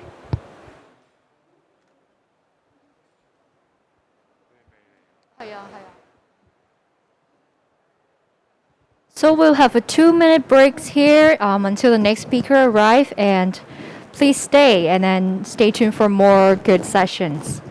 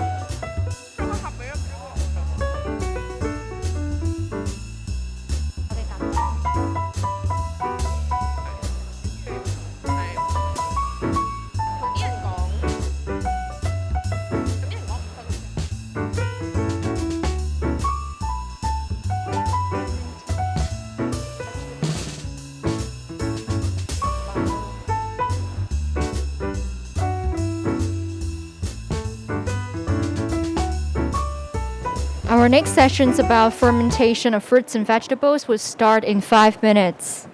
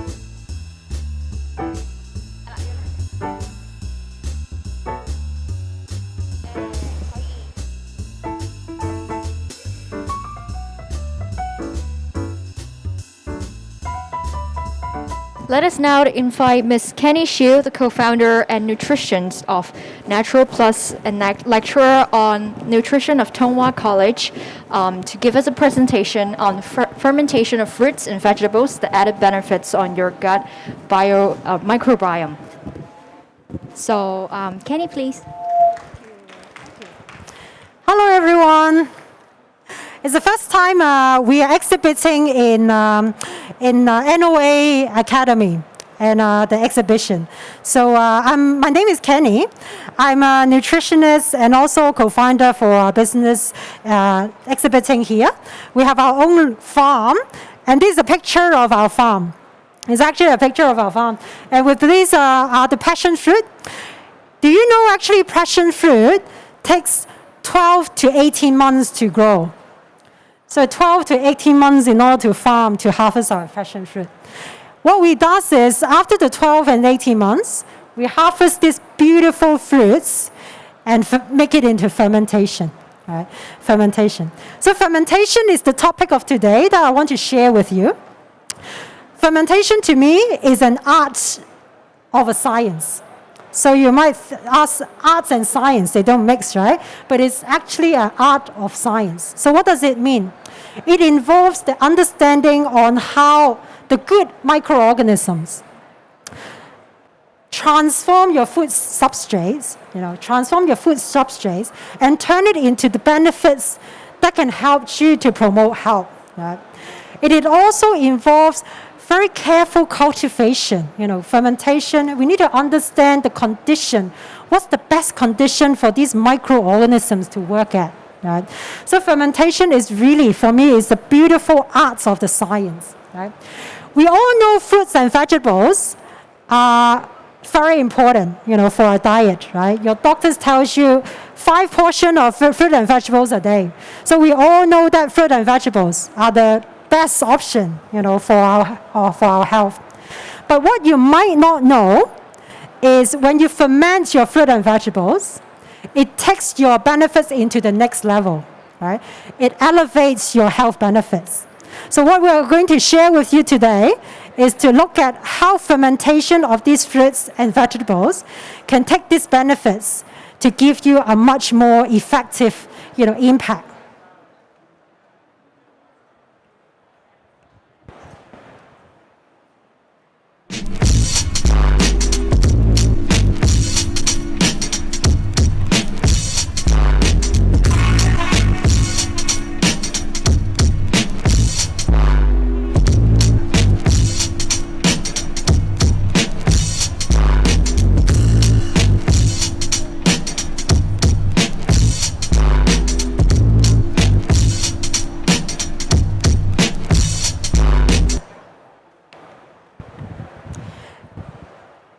A very short video to showcase some of the very common fermented fruit and vegetables and some of the common foods. Right? Nowadays, we are in 2020. Back in 2019, the fermented food and beverage industry has been booming. Right? In 2019, the market value of these fermented food and beverages are actually at $565 $565 billion we're talking about. Right?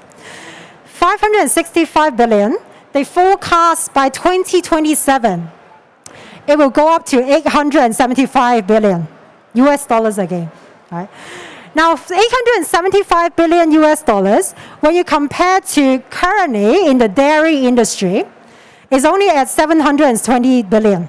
So you can compare the impact. Right? The fermented food and beverage industry are really fast growing, and it's coming up to match what the meat industry are providing at their market value. US dollars 838 billion we are at nowadays. Right?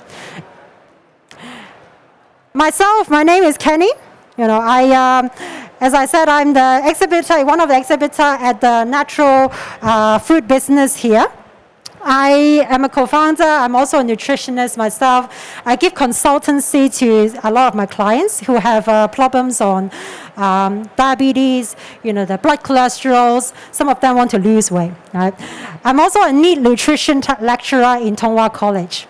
So a lot of my students, they are nursing students, they are healthcare students, so they're the future leaders in the healthcare industry. So this is my background. I also worked in the food company before, in a lot of multinational company, Kellogg's, Starbucks, and McDonald's. So I help them with formulating, nutrition product, reformulating the existing product to make it more nutritious to the consumers. Nowadays, you might come across saying, oh, McDonald's doesn't really have nutrition, right? But you don't realize that there's a lot of recipe changes. The key point is not being recognized by the consumer so that they can taste the same, but they have a better nutrition when they take in, all right? So that's our target. Now, talking about my nutrition belief, right? Nourish yourself, go natural. I'm a nutritionist, which doesn't really support so much supplementation. Sorry about that for some of you that really sell supplements. I pursue a natural diet. And my nutrition belief is we can actually make use of a lot of natural ingredients, to make it into a functional recipe, which can help you to promote health. All right? What I believe is nature has a power to heal. And with the right nutritional science applied, it can give you the functional benefits that you need to help you, right? And my objective for my company is to use the most natural ingredients, formulate the perfect natural recipe tailor-made for my clients, right? Every one of you sitting here are different. Every one of you are unique. When we are talking about gut microbiome, every single one of you have a different ratio of good and bad bacteria. So everyone is different. So the tailor-making or the recipe, the perfect natural recipe is important. Right? So that's my goal. We're talking about nutrition food, we're talking about healthy food. But healthy food doesn't need to be boring. Right? Nowadays, a lot of the healthy, nutritious recipe can be delicious, can be fun, right? Some of my products that I sell it to the French restaurant, they presented it in a fizzy, tangy, a little bit sweet of a healthy alternative to the soft drinks, right? So healthy food, we can make it pleasurable, we can make it fun and enjoyable, right? That's our objectives. Now, going back to fermented food, right? So our topic here today is fermented fruit and vegetables, right? Fermentation, as I said, is an art of a science. It can create a lot of different taste texture, can create a different taste profiles, right? So commonly we find a few fermented food. Has anyone tried any of these fermented food before? Kimchi, I'm sure a lot of you, right? Traditional Korean food, right? We have been told kimchi is a superfood. It's so good for you. It's so good for your gut, right? So kimchi is actually went through a lactic acid fermentation. It's fermented by a low concentration of salt, right? So what do they have in kimchi? They have cabbage. They ferment the cabbage through a low concentration of salt. And then they add it with, carrots, onion, garlic, all these superfoods, right? All these good for you materials, spices to spice it up, make it delicious, right? So kimchi is one of those. Only take 1 to 3 days to make kimchi. You can also make it at home as well. There's a lot of YouTube video. I'm sure that you can go there, ferment your own kimchi, spice it up yourself. Tempeh. Tempeh is an interesting food. Nowadays, I think become more trendy now. Anyone have had tempeh? Tempeh? I see a few nods of the heads, right? So it's a traditional Indonesian food, You probably, if any one of you have an Indonesian helper at home, that's her favorite food. If you cook tempeh dishes, I'm sure she will be thrilled about it, right? Tempeh is actually a very functional food, right? It's fermenting the soya bean. You can ferment the red bean as well and the black bean, make it more nutritious. So tempeh only takes about 2 to 3 days to ferment. It needs a starting culture.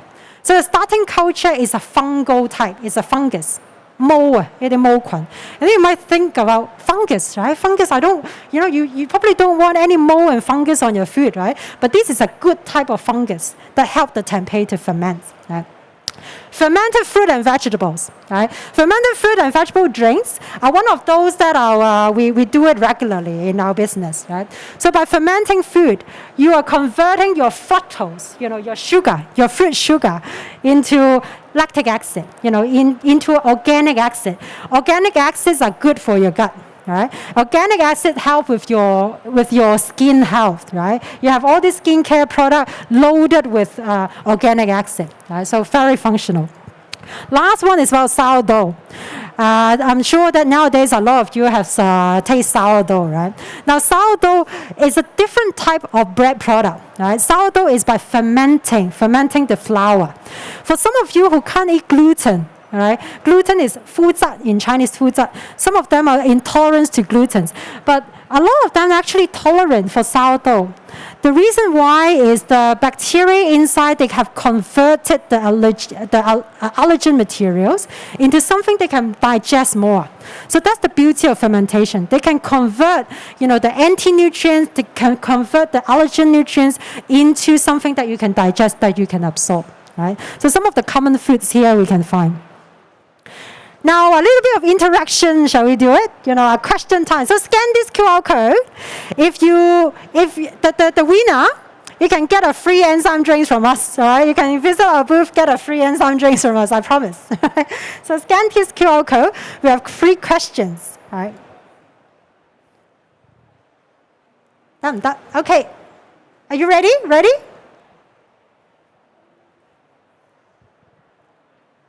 Okay, if you're all ready, I think we can switch to the... Okay, good.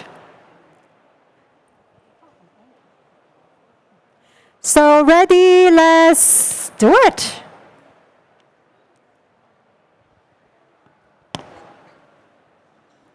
So how many microorganisms are living in your gut? Guess.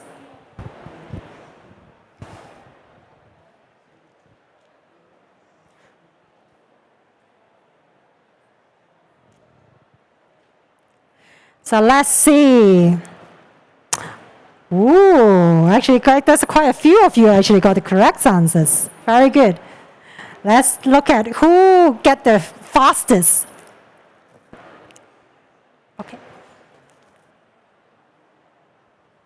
Here you go. Okay, Garrett San, you're the quickest one at the moment. So let's see the next questions. You can catch up, we can catch up on the next question.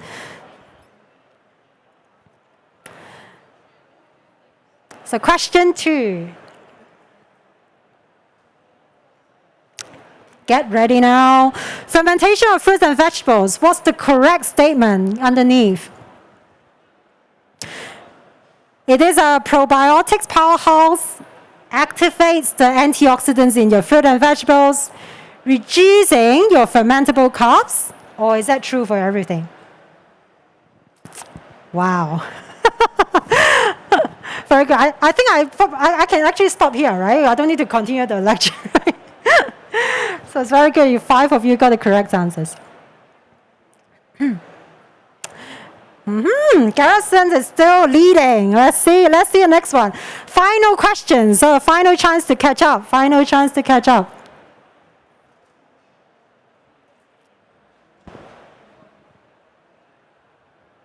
Oh, there's a 3rd question.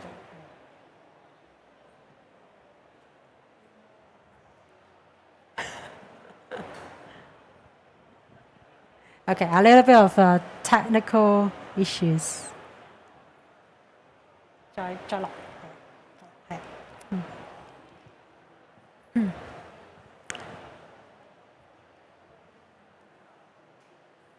Okay, let's see. After this one. It should be after this one.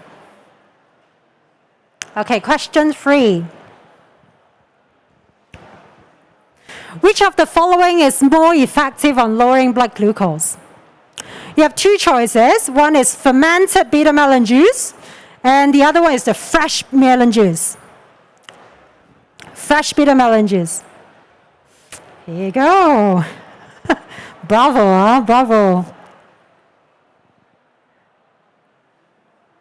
Okay, Renee is catching up, Elsa is catching up, Eric. Ooh, Garrett San. From beginning to end, who's Garrett San? Oh, congratulations! I'll come to you, I'll give you an enzyme drinks later on. Okay, let's switch on. Okay, so a little bit of a game to have some fun, all right? Going back to talk about our gut. All right, your gut microbiome. A lot of you get your correct answer. We have 100 trillion of your microorganism in your gut. All right, you have your good bacteria, but you also have the bad pathogens. All right, you have good bacteria and also the bad ones. All right, now we're not aiming here to eliminate all your bad ones. Right, we actually need your bad bacteria in your gut. But what we are aiming to do is to balance your gut bacteria ratio.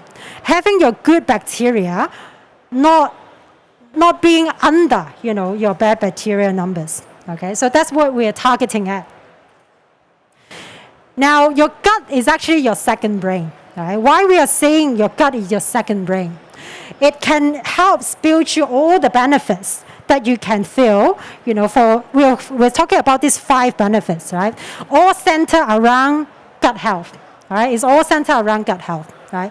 So when your gut microbiome is balanced, I'm talking about the ratio, right? Your good bacteria ratio is balanced. You can, give a balanced gut and produce, health benefits. Right? And the other function is to help you detox, right? Is to help you detox to pass away, all your unwanted materials, right? But how you might ask, how does that actually connect to your weight loss, right?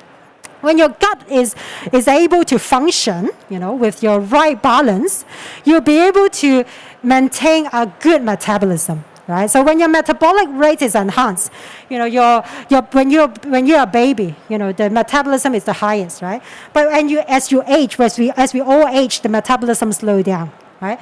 So by enhancing your gut, enhancing your metabolism, getting your absorption rates enhanced and digestive more efficiently, you can actually get away your fats. Whatever you eat, you can digest your fat and pass it out. Right? You don't need to store it, because we don't need so much fats, right? All your toxins can also be eliminated more quickly, right? Skin health. In plants, right? In plants, your fruit and vegetables is the major source of your antioxidants, right? All your skincare products, they made from plant botanical sources, right?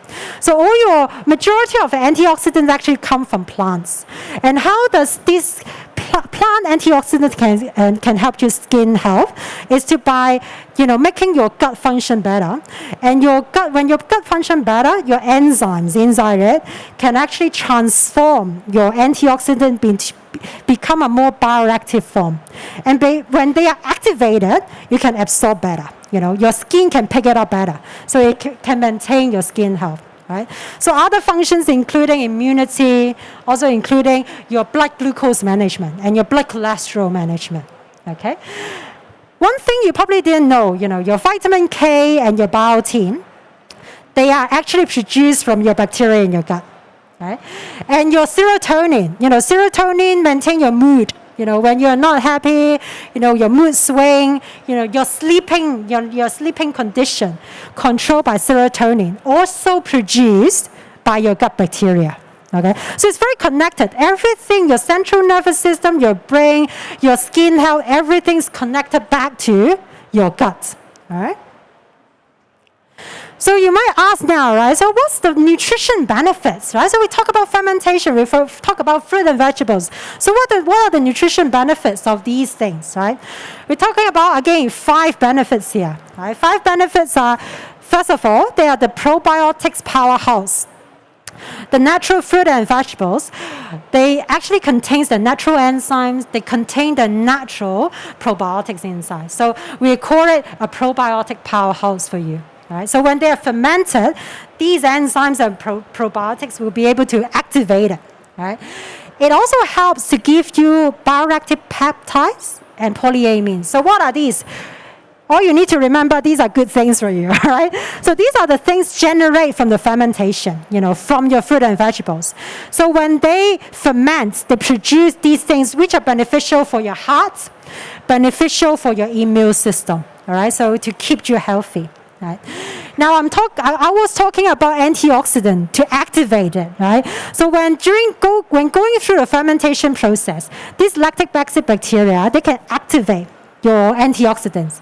你嘅抗氧化物, okay, in Chinese, antioxidants. So when your antioxidants are activated, they become more effective, more effective for you. Prebiotics and vitamins. Prebiotics are the food for your good bacteria. Right? So your good bacteria in your gut, they need food as well. As the same as you need food, your good bacteria need food. Fruit and vegetables contains loads of prebiotics. They can feed your good bacteria in your gut. Right? And finally, help to reduce your toxins, help to remove your anti-nutrients. I was talking about the sourdough as an example. They have this anti-nutrient to make you sick, especially for those that are intolerant to gluten, intolerant to flour. Right? They can transform these anti-nutrients into more digestible materials. Right? So you can absorb better. Okay? Now I'm sharing with you some of the cases, right? So some of the cases that I have been through with my clients. One of the very functional juices, we talk about bitter melon juice. It was in your question as well, right? Bitter melon all along has been known as lowering blood sugar. Right? Your doctors, if you are in diabetes, they tell you to eat more bitter melon because naturally bitter melon have this function to lower your blood sugar. But by fermenting bitter melon juice, you might not know it enhances the antioxidant activity by 15%. Right? 15% enhancing your antioxidant by activity. What impacts you is to be effectively lowering your blood sugar. So effectiveness enhanced, right? So eating your bitter melon is good, but fermented your bitter melon juice is even better. All right. So some of the studies here, and the reason behind is, remember the peptides I talked about? Fermentation, it generates the peptides. The peptides actually helps you to metabolize your glucose, metabolize your sugar in your body. Okay. Now putting this bitter melon juice into diabetes, what's happened? I have a client, age 65, 12 years of diabetes. She came to us, with a history of diabetes, obviously, also taking medications on blood pressure, taking medication on cholesterol, right? So typical 三高人士, all right? Came to us in December 2020 last year, and started the enzyme drinks, which is fermented bitter melon juice and some of the other vegetables as well. Right? So after 2 weeks, she go back and measure the blood glucose, dropped from 6.5 to 4.6. And the LDL is the bad cholesterol. LDL level also dropped by 20%. All right? After 4 months' time, from December to April, the blood glucose level further dropped into 4.1. Right? Now she need to regularly see the doctor, because of her 三高, right? The blood level, the blood cholesterol level, blood lipids level, and the diabetes condition. She go back to see the doctor. In June, the doctor was able to give her good news, saying that you'll be able to reduce your medication. All right? Now, I'm a nutritionist. I'm not a doctor. I'm not helping you to treat your disease. So if you come to me as a diabetics, you wouldn't walk away with no diabetes. But I can actually help you to reduce your condition, to make it better. Right? So what I believe is natural remedy. There's natural functional food can actually help you to reduce and lower the severity of your condition. Okay? And that's what happened, in some of my clients. Right? Weights have also lost about 20 pounds, close to 20 pounds. So it's a happy client coming out from our diet program.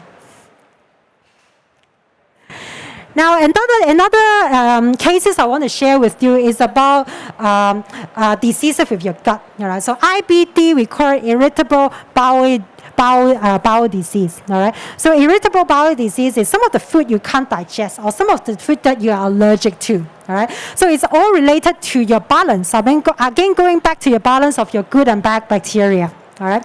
So by altering this ratio, it can actually impact your gut condition. And what's happened is that the short chain fatty acids is limited.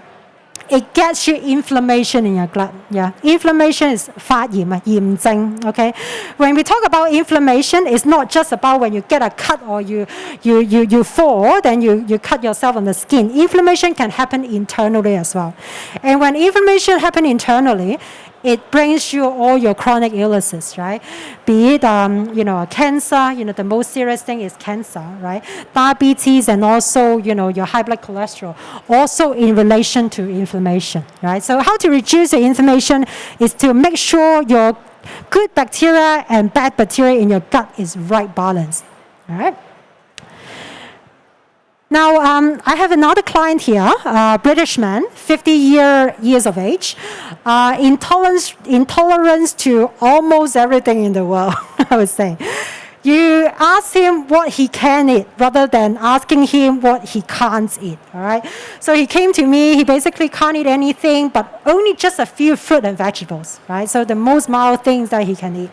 He can't eat dairy, he can't have rice, he can't have nuts, so basically for a very boring life, all right? Living a very extremely boring life. So he came to us in March this year, started our enzyme drinks in March.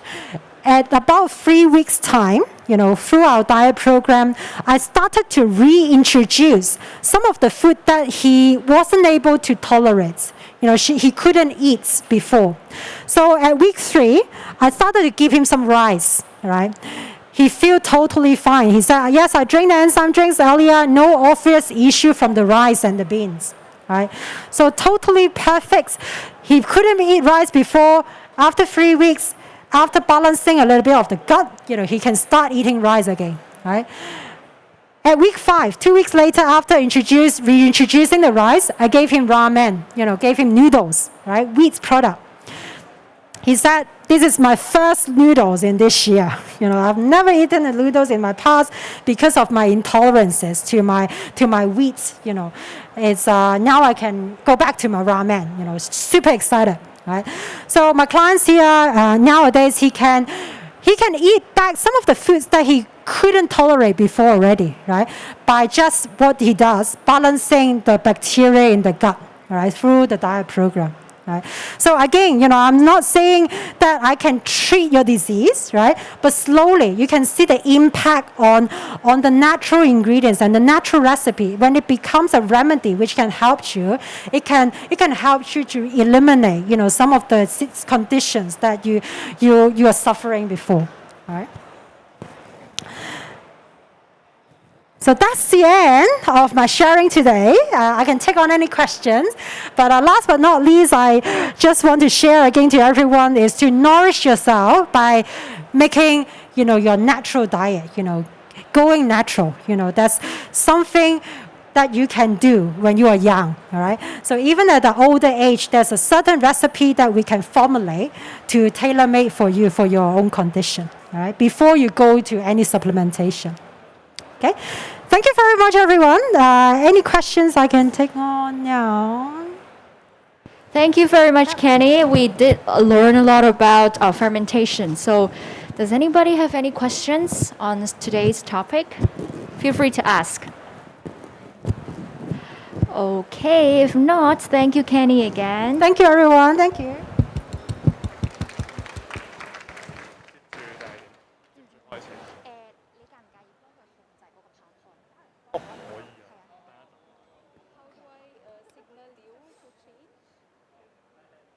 You have to play the video first. Yes, play the video first. Maybe you look at me.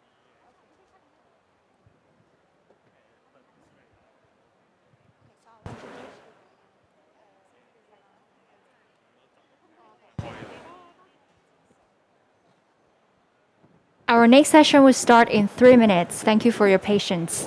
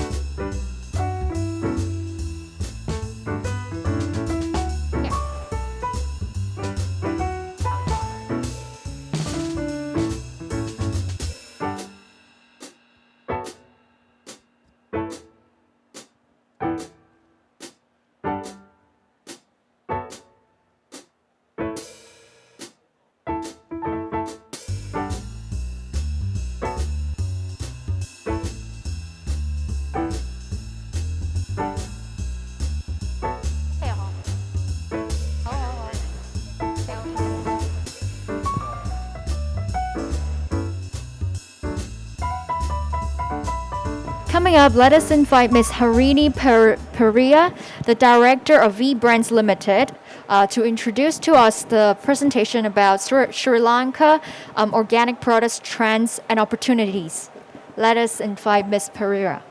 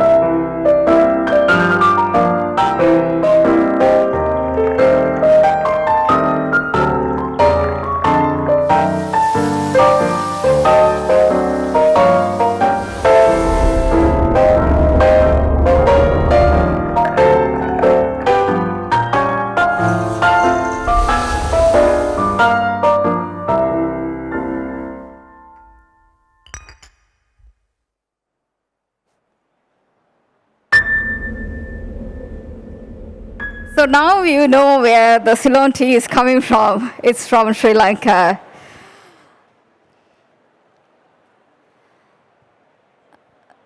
So Ayubowan.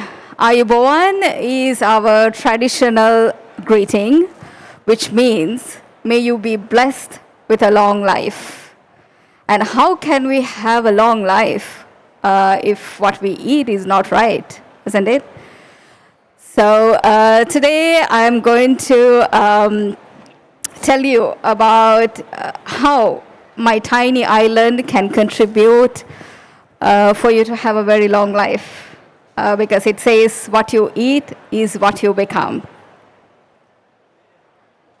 So this is Sri Lanka. This is where I grew up. And we are a tiny island situated in the Indian Ocean. And we are surrounded with pristine blue waters and then the clean sandy beaches. And we have lots of natural resources, from rivers to the waterfalls and man-made tanks, which are like dated back to 12th century AD. And also, we have an ancient irrigation system still in use. And the beauty about it, it's made according to the philosophy that not even a drop of water should go waste into the ocean without benefiting the humankind. So this irrigation system is still in use. And we have a very tropical climate. It's really a beautiful island. So is organic agriculture new to Sri Lanka? Not at all, because our traditional farming is not only organic, but it is a way of life. Basically, I grew up in this whole like organic environment. And if you want more reference to the Sri Lankan traditional farming, you can refer to the Kandyan Forest Garden, which is the oldest agroforestry in Asia. And we have a very high biodiversity amongst the Asian countries. And Sri Lanka's soil is very rich in natural nutrients and also the minerals. You must be probably wearing a nice blue sapphire, which is coming from Sri Lanka. So you know, how rich is our soil. So up until the 1970s, Sri Lanka did not use any chemical fertilizer. It was all organic. And when I was growing up, we did not have to worry about just pluck a fruit from the tree or just eat it even without washing it. But then, what happened to the whole world? The open economy and then the Green Revolution has done so much harm to the world. And it has actually increased the chronic kidney diseases among the farmers in the north-central part of Sri Lanka. I mean, we should never celebrate opening a new super specialty hospital in the world, because we should actually prevent the cause.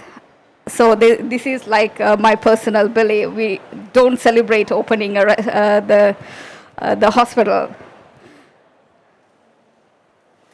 And then Sri Lanka reintroduced the commercial organic farming over a decade ago, and it's been in the uphill trend. And according to the International Federation of Organic Agriculture, the total land area in Sri Lanka for organic agriculture was 2.5%. Which is really high compared to the 2006, which was just 0.65%. So you can see the growth in Sri Lanka about the organic agriculture. So, and also the ISO considered the Ceylon tea, or the tea coming from Sri Lanka, is one of the cleanest in the world. And we have over 400 organic certified companies. And also we have more than 12,000 organic farmers and producers in the island. And most importantly, the younger generation is very much interested on organic farming, which is actually a very good sign. And these are some statistics from FIBL or FIBL. So Sri Lanka is among the top 10 countries in Asia for the largest organic area. And also share of the total agricultural land. So Sri Lanka is among the top 10 in Asia. And these are our organic products. This is what actually we made in Sri Lanka, certified organic products. So we have Ceylon tea, which is considered purest. And also currently we are boosting the Ceylon organic green tea and also the Ceylon coconut product. And 90% of the world's organic coconut consumption is coming from Sri Lanka. And also we have organic spices, especially the Ceylon cinnamon, and black pepper is most sought after. And we have organic traditional rice varieties, which are becoming the trend now because it's more healthier than the new rice varieties. These are all heirloom rice. And then we have organic fruits and vegetables. Then we have superfood. I hope you all have heard about the young jackfruit, which is becoming very popular among the vegan community around the world. And we have moringa leaf powder, which is again a superfood. And we have organic essential oils. And we have herbs, which are actually healthy and is being mostly used for medicinal purpose. And also in the Ayurvedic medicine, we use these herbs. So these are basically the organic products which is coming from Sri Lanka. So what are our strengths as a country for organic production?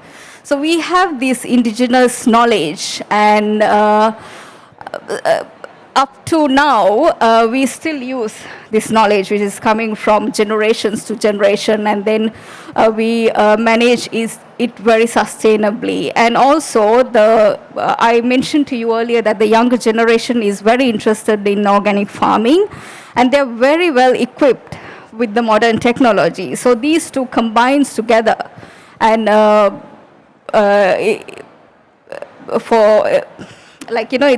it's a strength for us. And then there is high degree of biodiversity in the country, and also we are compliant with the local and international organic standards. And Sri Lanka is actually recognized and is a reputable country for the quality product supplier to the world. And we have abundance of natural resources, and we have skilled labor to enhance the organic production in our country.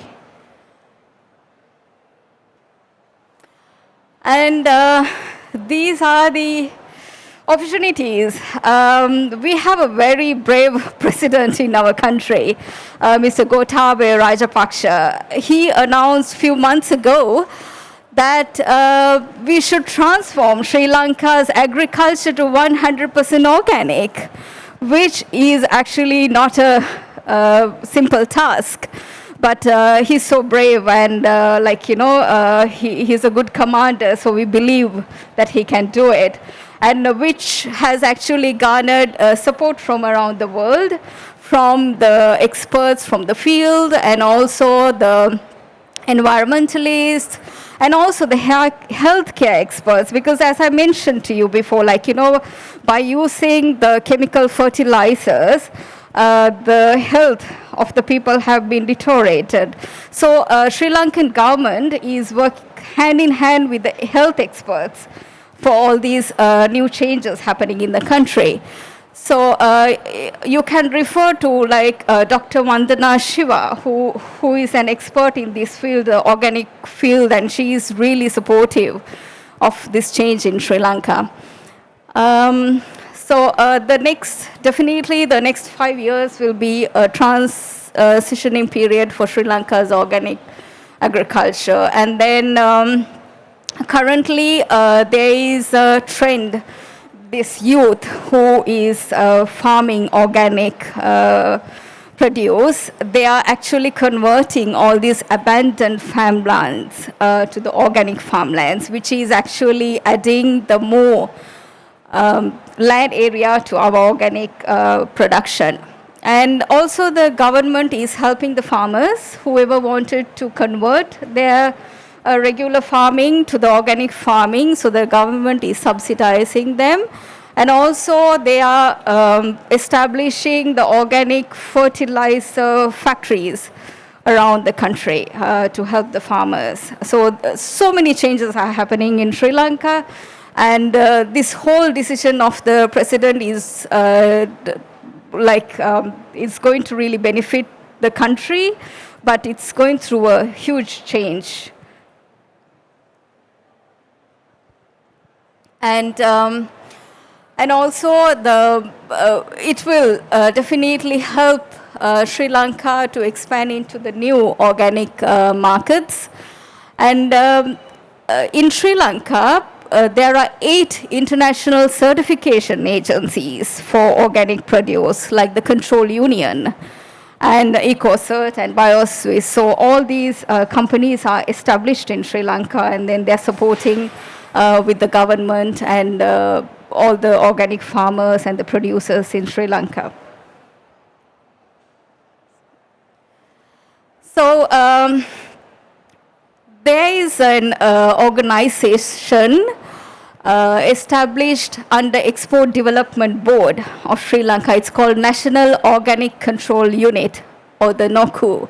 So their objective is to protect the credibility and safeguard the image of Sri Lanka as an organic supplier to the world.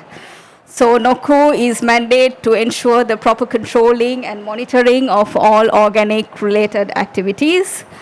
And every producer, processor, exporter, importer, and even the certification companies must be registered with NOCU. And if you're an importer here from Sri Lanka for the organic products, you have all the right to approach NOCU and check whether your supplier is really being registered with them. So it is something very important that you should do, because everybody, whoever has the organic certification, must be registered in NOCU. And so currently, we export organic products to USA, Germany, France, Japan, UK, the Netherlands, Sweden, Switzerland. So we are basically more focused up until now to the Western world. And we have been able to produce according to their organic standards. And this is probably the first time we are trying to bring the organic products to this part of the world. And you really do not have to worry about anything, because all the organic standards have been met for these products. And lastly, I just want to tell you, Sri Lanka has a huge opportunity to grow, and we are really in the right direction in terms of organic production. And converting the whole country to the organic farming is, we consider it's a huge opportunity for everyone, not only for Sri Lanka, even for you and me, because after a few years, we really do not have to worry, because Sri Lanka will not use any chemical fertilizers for the production. So you can close your eyes and bring something really good out from Sri Lanka.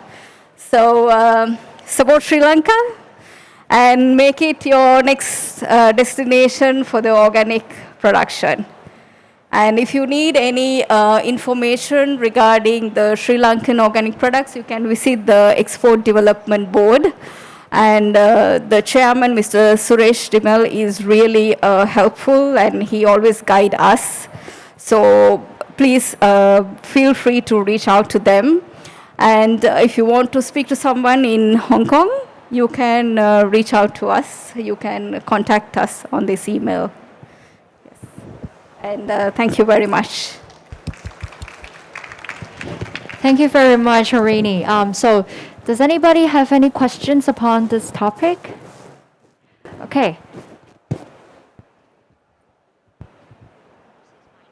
Hello, thank you for your great speech.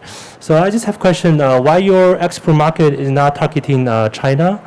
Is that because competition there, or is there regulation of China? It's difficult for Sri Lanka enter the China market, because you are mainly targeting Europe and North America, right? China is closer, and I feel like the market is big. And the Sri Lanka government and China government is maintaining a good relationship. So why not targeting the China market? Yes, actually, surprisingly, we were more towards the West before. And I think it is something new as well for Sri Lanka to export something to this part of the world. We are here, for the first time, we are importing products from Sri Lanka, and we have a huge variety of products coming in from Sri Lanka.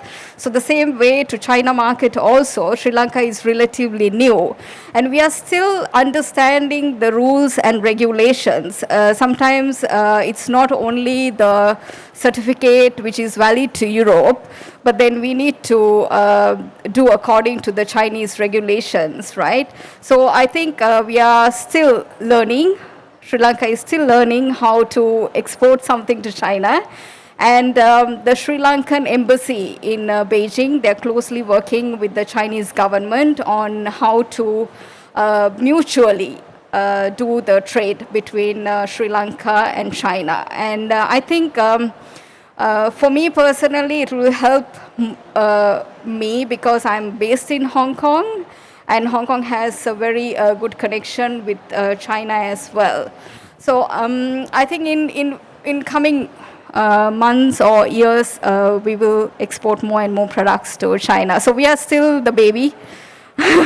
We are still learning how to do exports to China, and it's really amazing to see the support, even what we are getting from the China government to Sri Lanka. It's always the good friend of Sri Lanka, and I'm sure that they are trying their best to get the products from Sri Lanka. Thank you. Thank you for the question. Thank you, Harini. So, any other questions? Okay, if not, then thanks again. And yeah, thank you.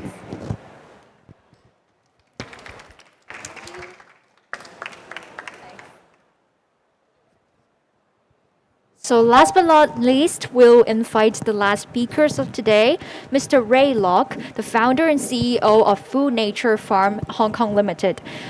Ray will be introducing the topic about organic natural hydroponic system. And Ray, please.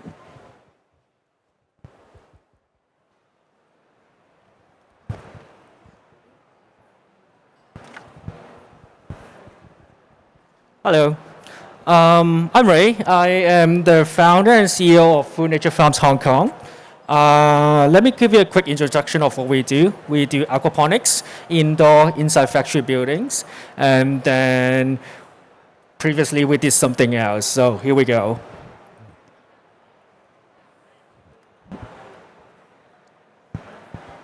So we started in 2013.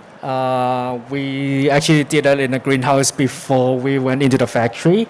We started with aquaponics because we found it more interesting and it's different from hydroponic and soil farming. We realized it's more scalable and also it's more sustainable in a different way.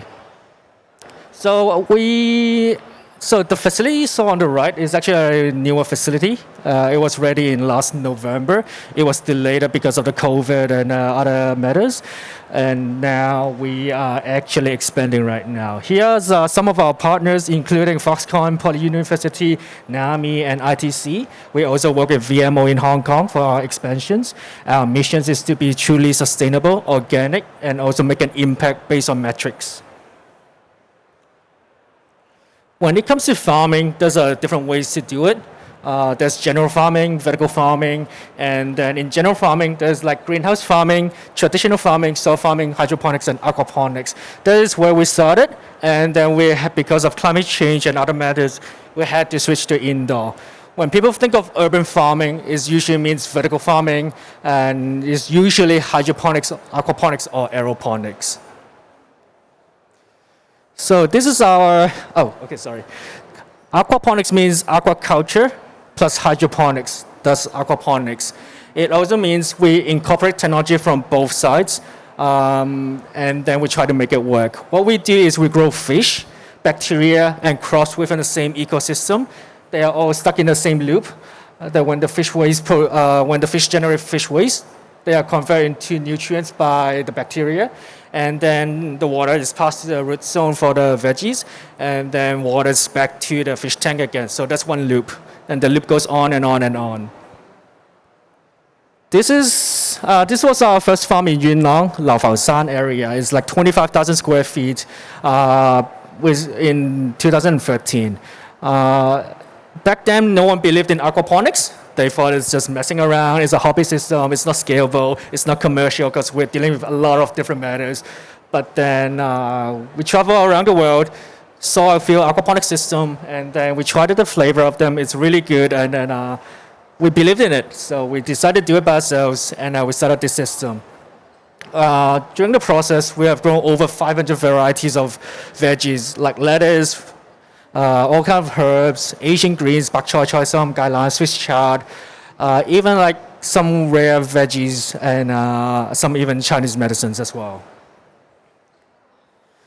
Here is a little infographics. Hopefully it's not too difficult to understand. So first we start with the fish area. We feed them with organic fish feed 2 to 3 times a day. The fish waste is go through a filtration system. It converts the ammonia to nitrite and to nitrate by bacteria. So the water is then passed to the vertical walls that you saw just now. Water trickles from top to bottom, excess water goes back to the fish tank again. So this loop goes on and on and on, and then we don't waste any water at all. So the efficiency is really high. Also, we realize if we want to scale up, we have to integrate technology, sensors and all the stuff inside. We're going to explain in a bit. So here is the sensors to monitor all the whole operation. Currently, we are focusing on the flower production, targeting the B2B market, and then we thought it's more interesting and it's different compared to what the industry is offering right now. So this is our office in Kwai Chung right now. This is our headquarters. You can see the software is actually developed by Foxconn from Taiwan. We're able to monitor the whole system without any human interruption. What it does is provide warning to us, give us what to look out for, and it will automatically warn us or maintain the system by itself. So by doing so, we are able to scale up, we are able to expand, and we are able to control our other farms from a remote location. So this is part of the farm. You can see we are focusing on edible flowers. These are called marigold right now. And then this is the customized vertical water we designed by ourselves. Here you can see the LED lights are integrated into the grow pipe, so we can use the water to cool down the LED lights, as well as feeding the water to the plants. So this farm is only around 800 square feet. We are growing around 9,000 pots of flowers right now. They've been working well since then. And here is a few more designs. This is the fish area again. This is the filtration tank that converts the ammonia to nitrate to nitrate, and also extract the other minerals from the fish waste. We also incorporated a mobile shelf system, a library shelf system that can move left to the right. So when the plant gets bigger, we give them more space to grow. When it's in early stages, we just stack them together and then save space. So these are our produce. We are focusing on edible flowers right now. We target the B2B market like hotel, restaurants, central kitchens. And then, as you can see, it's a really an engineering project more than farming in different stages. So in order to develop our own IP, also not to use any chemical fertilizer or things that can cause environmental damage, we work with NAMI, and then we've developed a few IP and technology with that. The first one is the plasma generator. You might have heard of it. Oftentimes they claim they're going to be hospital grade or whatever that is, and oftentimes they're really expensive because they're hospital grade. So we talked to a few suppliers. It didn't work out because they do not fit into our HVAC system, so we have to customize it. In vertical farming, everything is densely packed, so all the space matters to us. And then also it's really expensive, so we prefer to develop ourselves. So there's a lot of advantage with it, like anti-molding. It actually prevents bugs from moving as well. It shocks them sort of. And then mostly it's more for prevention purposes. Again, it's driven by data. It's not BS, it's real data. Second of all, we have the nanobubble machine. You might have heard of it. Nanobubbles in the field are mostly fake ones, like the ones you buy maybe from Taobao. They are not nanobubble. They are mostly like microbubble or bigger ones. For nanobubbles, we realized there's a lot of advantage. One of them is the yield increase like for 20% easily for lettuce. For us, we can get harvest the lettuce in 22 days at 260 grams, which is a lot. Finally, what else do we have? Let's see. Also, we realized most of the nanobubble machines, the real ones, are from Japan, and they refuse to sell to us. I don't know why, and they cost a lot as well. So thank God we met VMO, and through VMO we met NAMI, and that's how we started all of our projects. Finally, we have the bioreactor. Bioreactor is for collecting the solid fish waste, convert them into liquid fertilizer, and then we will feed them back to the system. So the whole process is fully automated. It's working, by the way. This is a real thing. It's working. And then usually the process is really messy. Takes time. Takes like 30 days to 40 days for it to completely digest by bacteria. But through a bioreactor, it can be done less than 2 weeks' time. So this is where we are, and we need the technology to expand, to be unique, and also to grow more efficiently. And then finally, these are the results of what we can do. But overall, it's been quite not easy for us. It's been quite challenging, but we're finally getting here. To able to achieve all of those results is about technology integration and picking the right IP to develop. Thank you.